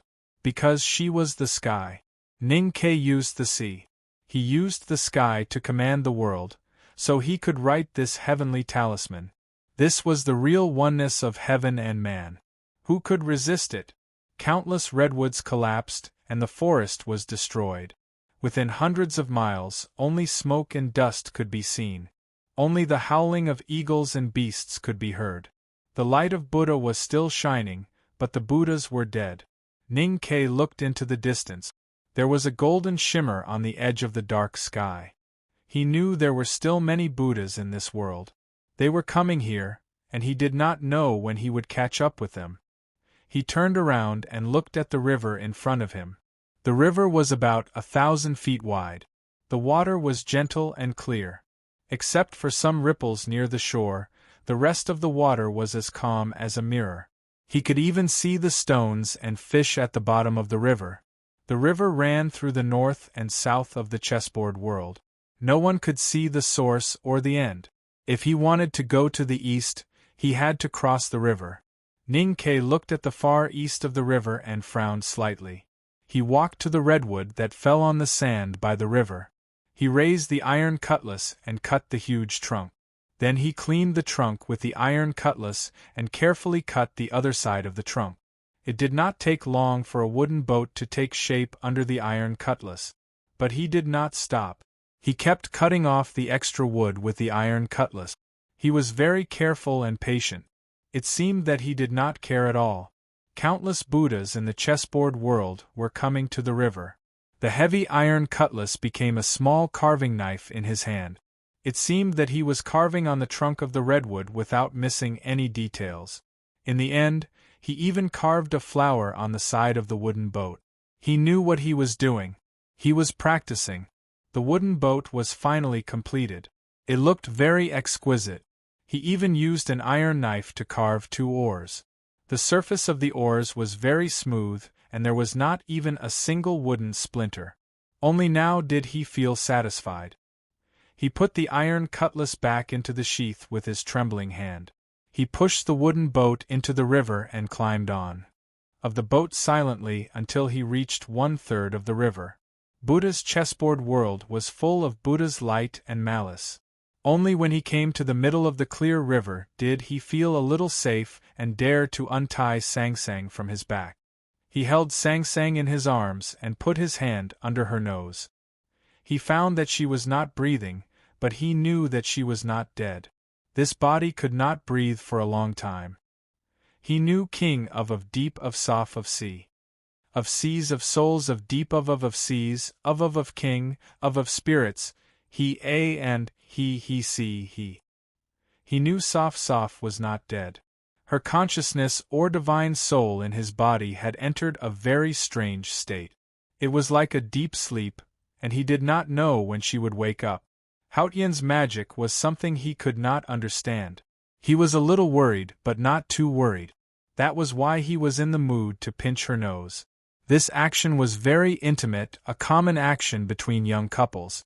However, he and Soft Sang were a bit different. When Soft Sang was awake, he did not dare to do this. He had wanted to do all these things for a long time. He wanted to pinch her chubby cheeks. He wanted to pull her ears. He wanted to put his hands into her clothes for warmth and softness. He wanted to do all these intimate and wicked things. Although he could not do those intimate and evil things, he could do other things.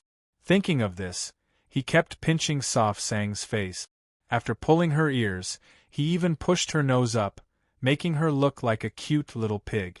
Ning Ke looked at her face and sang with a smile, "Hey, pig, I told you, I don't like being called a black pig." Soft Sang's voice suddenly sounded in his heart, "And if you dare to do these things to my body again, I will kill you." Ning Ke was shocked. Looking at her face in his arms, he asked uneasily, "Are you awake?" Soft Sang said, "I was not asleep. Do you want me to never wake up? That way you can humiliate my body as you please and marry her." Soft Sang, lying in Ning Ke's arms, closed her eyes and motionless lips, like a sleeping god. But she was talking, which made him feel a little strange and difficult to adapt to. Hearing her words, he was a little annoyed and said, "What time is it? You only remember to be angry because of jealousy. The more you act like this, the more deeply you will be poisoned. When you really die, I will find her." Soft Sang said, "You go. If you don't go, you are my grandson." Ning Ke felt that she was like an unreasonable child, so he did not want to continue arguing with her. He asked, "What is going on now? Where are you?" Soft Sang said, I am in your body. Ning Ke asked, Where in my body? In my sense of perception? Soft Sang said, I will be wherever you want me to be. Ning Ke thought for a while and said seriously, I have always kept you in my heart. Of course, you should be in my heart. Soft Sang was silent for a while and said, I am in your heart. Ning Ke laughed and said, It sounds like you are shy. Soft Sang said, I am not a human being. How can I have such humble feelings? Ning Ke said, Let me teach you. You were shy just now. Soft Sang said, Boring. Ning Ke didn't have to worry about her being killed by the Buddha's light. He felt relaxed and happy.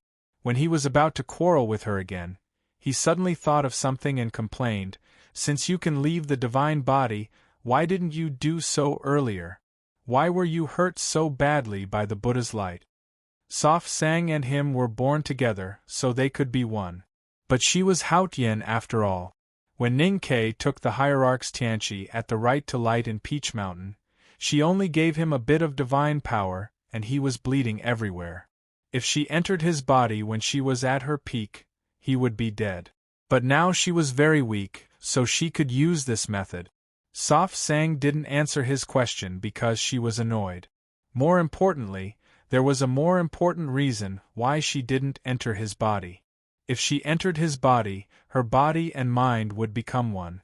The bond between them would be so strong that it would be indescribable. It would be extremely difficult for her to leave in the future. Her silence made Ning Ke feel a little puzzled and a little uneasy. He thought about it but couldn't figure it out. He smiled and reached out to pat her face gently. Then he picked up the oars and continued rowing. The wooden boat slowly moved to the other side of the river. Just when the bow of the boat had just crossed the invisible line in the middle of the river, a large black cloud suddenly floated over from the eastern field on the other side of the river. The black cloud floated to the top of the river and stopped. The moisture contained in the cloud turned into rain and fell down. For a moment, lightning flashed and thunder roared, and the wind and rain raged. The heavy rain hit his body and face, making him feel hot and painful. Soft Sang, who was lying in the boat, made splashing sounds. He knew that her divine body should be fine, but he still felt sorry for her when he saw this scene. He untied the big black umbrella and held it above Soft Sang, thinking that at least he had to protect her beautiful face. Well, there was a flower carved on the side of the boat. Soft Sang's face was so ordinary that she was not as beautiful as a flower. Ning Ke smiled and thought to himself. He waved the oars hard, making the wooden boat shoot through the wind and rain like an arrow.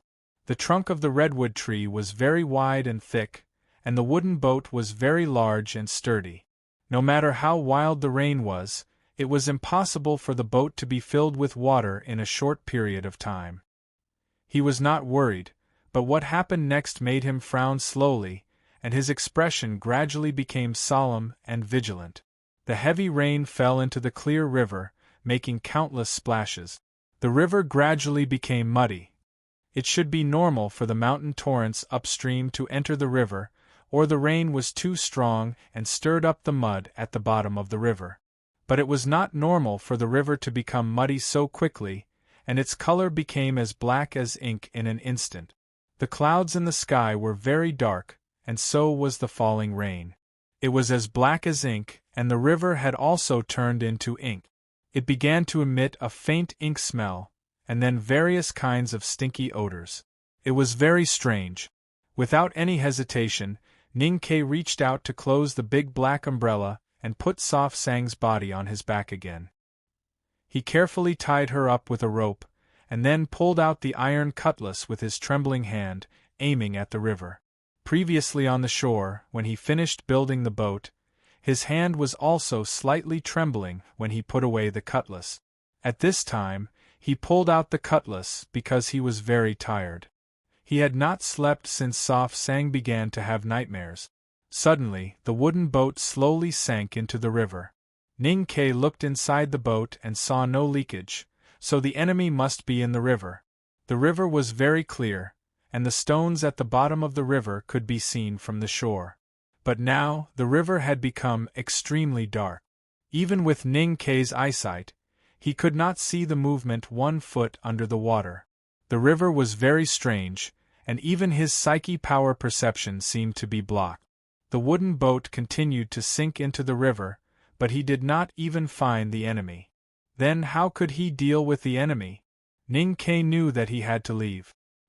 He stepped on the bottom of the boat, and the speed of the boat's sinking suddenly increased. His body had already risen into the air, and the next moment, he was ready to rush forward diagonally. There was still a distance of 4,000 feet from the shore.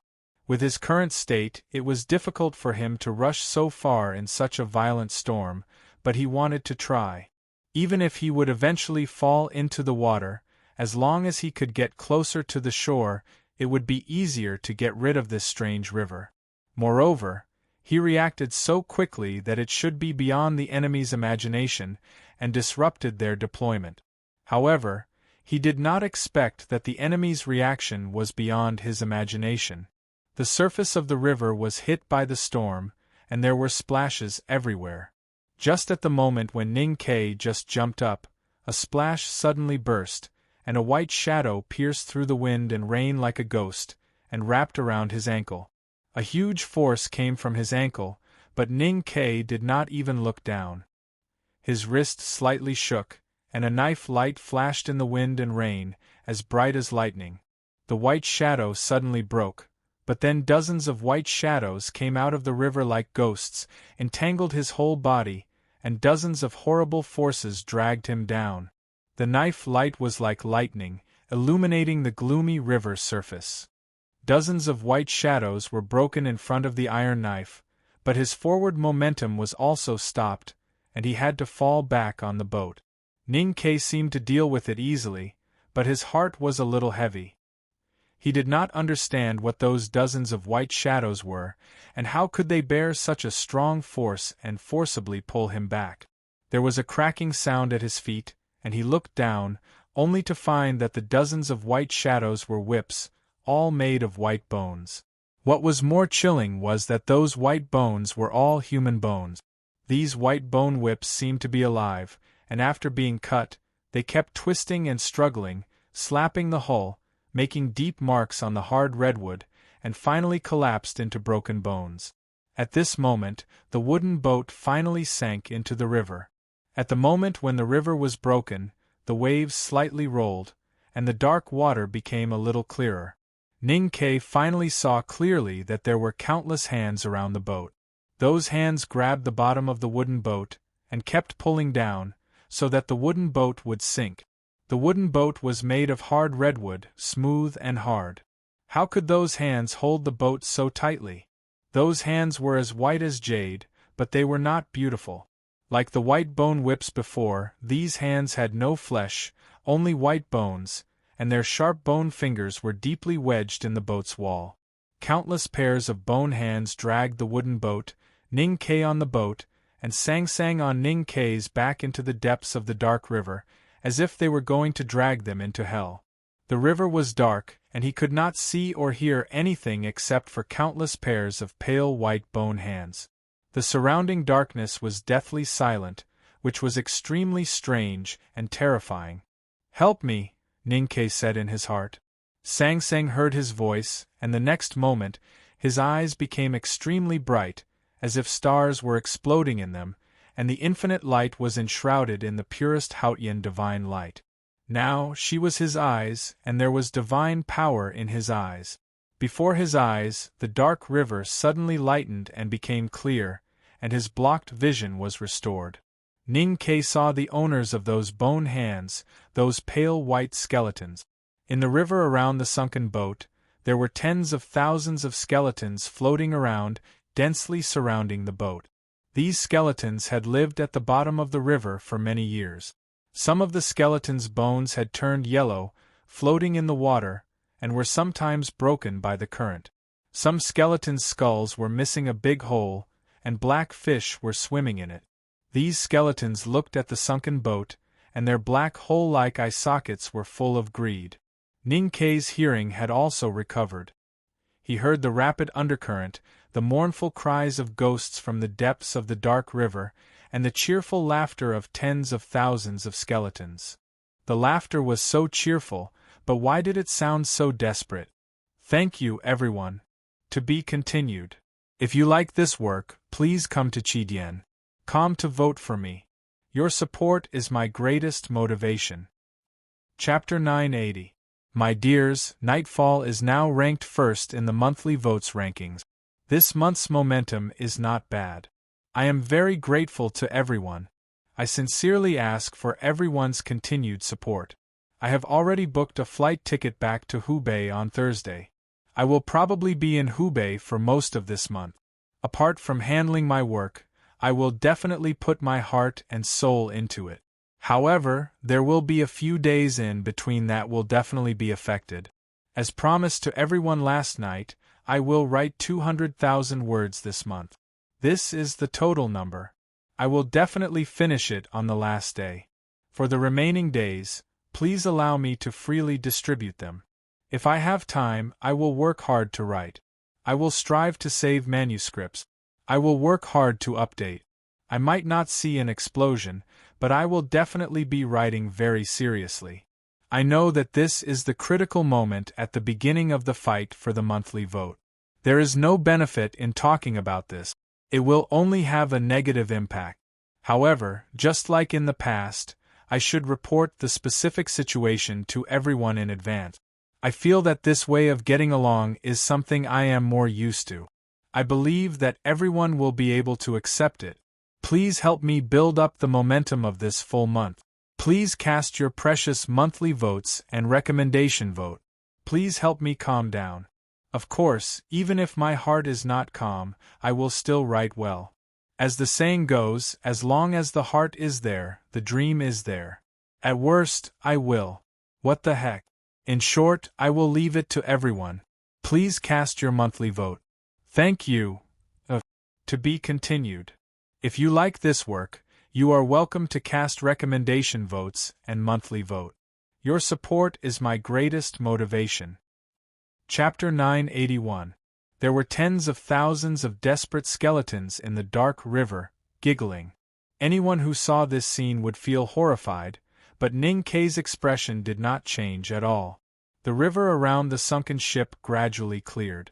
Hao Tian's divine light shone out of his eyes, illuminating the surroundings. Thousands of skeletons floating in the river looked at the light and somehow seemed a little dull. These skeletons had not seen the light for tens of thousands of years. They felt strange, but yearned for it. Then, in the depths of their consciousness, they gave birth to endless fear. The skeletons around the sunken ship suddenly peeled off, like weathered stones being washed away by the water. The remaining skeletons on the ship wall also instantly turned into smoke and dissipated. The skeletons finally came to their senses, screaming and fleeing into the dark river around them. Some skeletons covered their ears, not wanting to hear the screams of their companions. Some skeletons held their heads as if they felt safer. However, no matter in the world of Hao Tian or the world of Buddha, who could run faster than light. Ning Kei stood on the sunken ship and looked around. Hao Tian's divine light shone brightly in the dark and gloomy river bottom. Countless skeletons were purified in the screams and turned into black smoke. The black smoke did not disperse, but surged toward the sunken ship. In a very short time, it soaked the river even darker, as if it were solid and tightly surrounded him in it.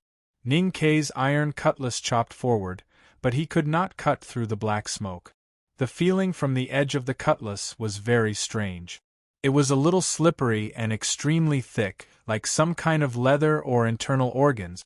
Along with this strange feeling from the cutlass, there was also an extremely wild and strong desire. The desire was very pure, and there was nothing but greedy desire. Ning Kei felt a little stuffy in his chest.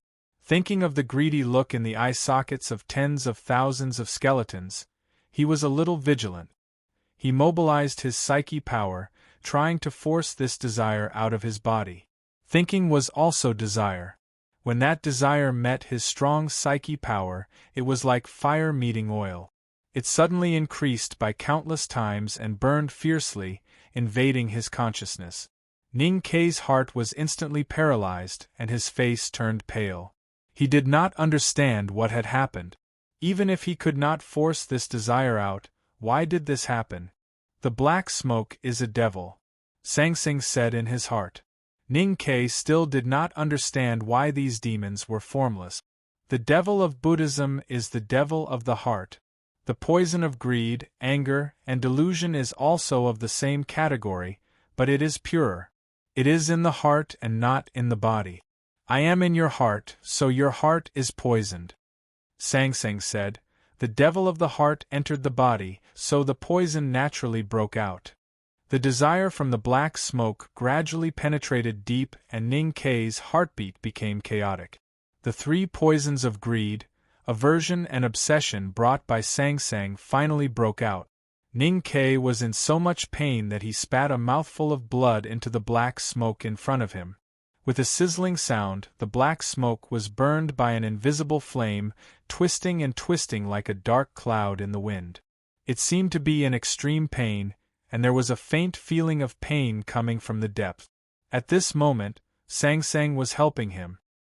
His body was filled with Haotian's divine light, and so was his blood. It was filled with the power of holy light. After his blood entered the black smoke, it began to be purified. Ning Kei knew what to do. He raised the iron cutlass and cut his palm hard.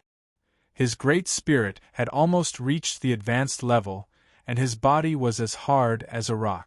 But this was his own intention. His iron cutlass was cold and ruthless, but it still cut his palm. Blood gradually seeped out and stained the black iron cutlass. He raised his head and held the cutlass tightly with his left hand, stabbing at the thick black smoke in front of him. The feeling from the cutlass was still tough and sticky, but as the blood on the cutlass seeped into the black smoke, the feeling gradually faded, and the cutlass gradually penetrated 1 foot into the black smoke. Ning Kei's great spirit rose, and his right hand hit the cutlass heavily like an iron hammer. The two powerful forces overlapped, like the waves on the river. With a puff, the iron cutlass completely sank into the black smoke. Countless Haotian's divine light spurted out from the iron cutlass, and the black smoke kept struggling, as if its internal organs were wriggling. It looked a little disgusting and a little scary. There was a strong burning smell in the black smoke. Light shone from the cutlass, and then spread around at a speed visible to the naked eye, illuminating the bottom of the river and revealing the true appearance of the devil inside. The devil of the heart was an illusory thing. It was shapeless and had no body. It was just the black smoke. But in the black smoke that hung at the bottom of the river like a curtain, there were countless wronged souls and desires. Ning Kei even saw his own face in it. He was very clear that if he continued to fight with the devil inside like this, he would eventually enter a battle at the level of consciousness. If it was in the past, he would naturally not be afraid. But now Sangsang was in his heart, and he was also infected with the three poisons of greed, anger, and obsession. He absolutely refused to let the devil inside his body, which was too dangerous. Haotian's divine light continued to burn as if it was endless. The iron cutlass in the black smoke loosened a little. Ning Kei stood at the bow of the sunken ship, poured the Great Spirit into his arms, and pulled hard. There was a loud crashing sound. It was not the sound of water, because this was the bottom of the river, not the surface of the river. No matter how big the waves were, they would not make such a sound. It was the sound of the black smoke being cut. Thousands of ghosts, and more than a dozen sticky things formed by desires, gushed out from the cut made by the iron cutlass. Ning Kei pretended not to see this disgusting and strange scene. He lowered his head and continued to move his wrist. The iron cutlass kept moving in the black smoke, and in an instant it was cut into countless pieces. The black curtain was broken, and the original body of the devil inside was destroyed. Just like the fish was broken, countless ghosts and sticky things formed by desires gushed out from the fish, like water gushing out from the fish, and gushed toward the sunken ship. Those sticky things formed by desires could not travel far after losing the devil's body, and slowly sank to the bottom of the river. Those ghosts and ghosts, which were weightless, drifted along the current to the sunken ship. Countless ghosts and ghosts avoided the iron cutlass that was burning with divine light and climbed onto Ning Kei's clothes. They began to desperately drill into his body, and kept making joyful cries. Their cries were weak and thin, like mosquitoes. Many ghosts and ghosts fell on the sunken ship and crawled toward Song Song's divine body. They felt that this body was more delicious and stronger, and so they cried even more joyfully. However, when these ghosts and ghosts really climbed onto Song Song's divine body, their joyful cries quickly turned into screams of horror, and the next moment they were purified into nothingness. Ning Kei's eyes were like stars, and he could see everything clearly. He could feel the coldness coming from his skin. He could feel the extreme coldness brought by countless ghosts, as well as the hatred and unwillingness. It was very similar to the array tent of the secluded pavilion that he had felt on the precipice of Peach Mountain. With Song Song's help, his body now had endless Haotian's divine light, but he could not purify these ghosts and ghosts with his congenital power like Song Song's divine body could. Logically speaking, he should have forced out the Haotian divine light in his body and directly burned these ghosts and ghosts to death. However, thinking that Sang Sang was deeply poisoned, and the battle after seeing Buddha was the most important thing, he wanted to save some energy, so he did nothing and let countless ghosts and ghosts climb onto his body. In a very short time, the sunken ship was occupied by countless ghosts and ghosts. The middle part of the ship where Song Song's body was very clean, while the bow of the ship was much more lively and terrifying. Thousands of ghosts and ghosts had squeezed into a huge black ball, like a school of fish at the bottom of the sea, and Ning Kei was in the deepest part. He looked through the ghosts in front of him and saw a ghost desperately drilling into his shoe. He lifted his knee and then fell down, trampling the ghost into several soul threads. As he moved, the resentful souls and imps attached to the surface of his body floated like seaweed, but none of them fell. Those ghosts greedily tore at his clothes, gnawed at his skin, and sent countless resentful thoughts into his body, wanting to drill into his flesh and soul. For cultivators, this situation was very terrible, but Ning Kei was very calm. He had experienced this feeling, or rather, the pain. He knew that as long as he was calm, there would be no danger. Since he was a child, he had walked between life and death and suffered all kinds of suffering in the world. Later, he entered the academy to cultivate the peerless Dharma, faced the wall in the Xiankong temple, and cultivated Buddhism in the world of the chessboard for countless years. When it came to calmness, how many people in the world could surpass him? Ning Kei did not move, and the ghosts and ghosts in the river kept pouncing on the sunken ship. The soul mass became bigger and bigger, and was about to touch the water. He closed his eyes in the soul mass, waiting for the moment to come. After a while, most of the vengeful spirits and imps in the river came to the sunken ship and surrounded him. They kept humming complacently. Occasionally, a few imps floated outside, looking very anxious. Little ghosts, don't be too naughty, Ning Kei thought. With a slight change of his thoughts, an extremely bright red color appeared at the bottom of the dark river. Accompanied by an extremely violent whistling sound, the dark red vermilion bird flew away from the iron blade and danced around his body at a high speed. Wherever the vermilion bird's wings passed, the river water evaporated into bubbles and blazing fire spurted out. The ghosts and ghosts around Ning Kei had no time to escape, and they all turned into smoke with a sad cry. In an instant, the bow of the ship became very clear. There was only the clear river water around Ning Quebec. Where were the ghosts and the cold and resentful psyche? More than a dozen ghosts and ghosts did not squeeze into the ship. They were a little unwilling, but they did not expect the situation to change so dramatically. They desperately fled to the darkness of the river, screaming in horror. How could the vermilion bird let these evil things escape? With a fierce whistle, it flapped its wings and flew again, chasing those ghosts and ghosts. With a light flap of its wings, those ghosts and ghosts turned into smoke. However, when the vermilion bird was proud and ready to fly back to the sunken ship, a white shadow suddenly appeared in the dark river. It stretched out like lightning and tied up the vermilion bird. The vermilion bird screamed angrily and kept flapping its wings, but it could not move at all. Looking at this scene, Ning Ke was slightly shocked. He was very clear that as the killing talisman of the god-stunning array, the vermilion bird's strength was close to the peak of knowing destiny state. The white shadow could easily suppress it, so it must have the strength above the 5 states. What was that white shadow? Ning Ke felt that it was a little familiar. He took a closer look and found that it was indeed a white bone whip, but it was many times thicker than the ones on the river. At this moment, the white bone whip slowly moved out of the dark river. The vermilion bird was tied up by the white bone whip and could not escape. It was very miserable. Ning Ke looked at the white bone whip that was gradually moving out of the dark water, and his expression became more and more solemn. When he saw the huge figure behind the white bone whip, he was even more shocked and speechless. Yesterday's chapter name was not very suitable, so I did not use it.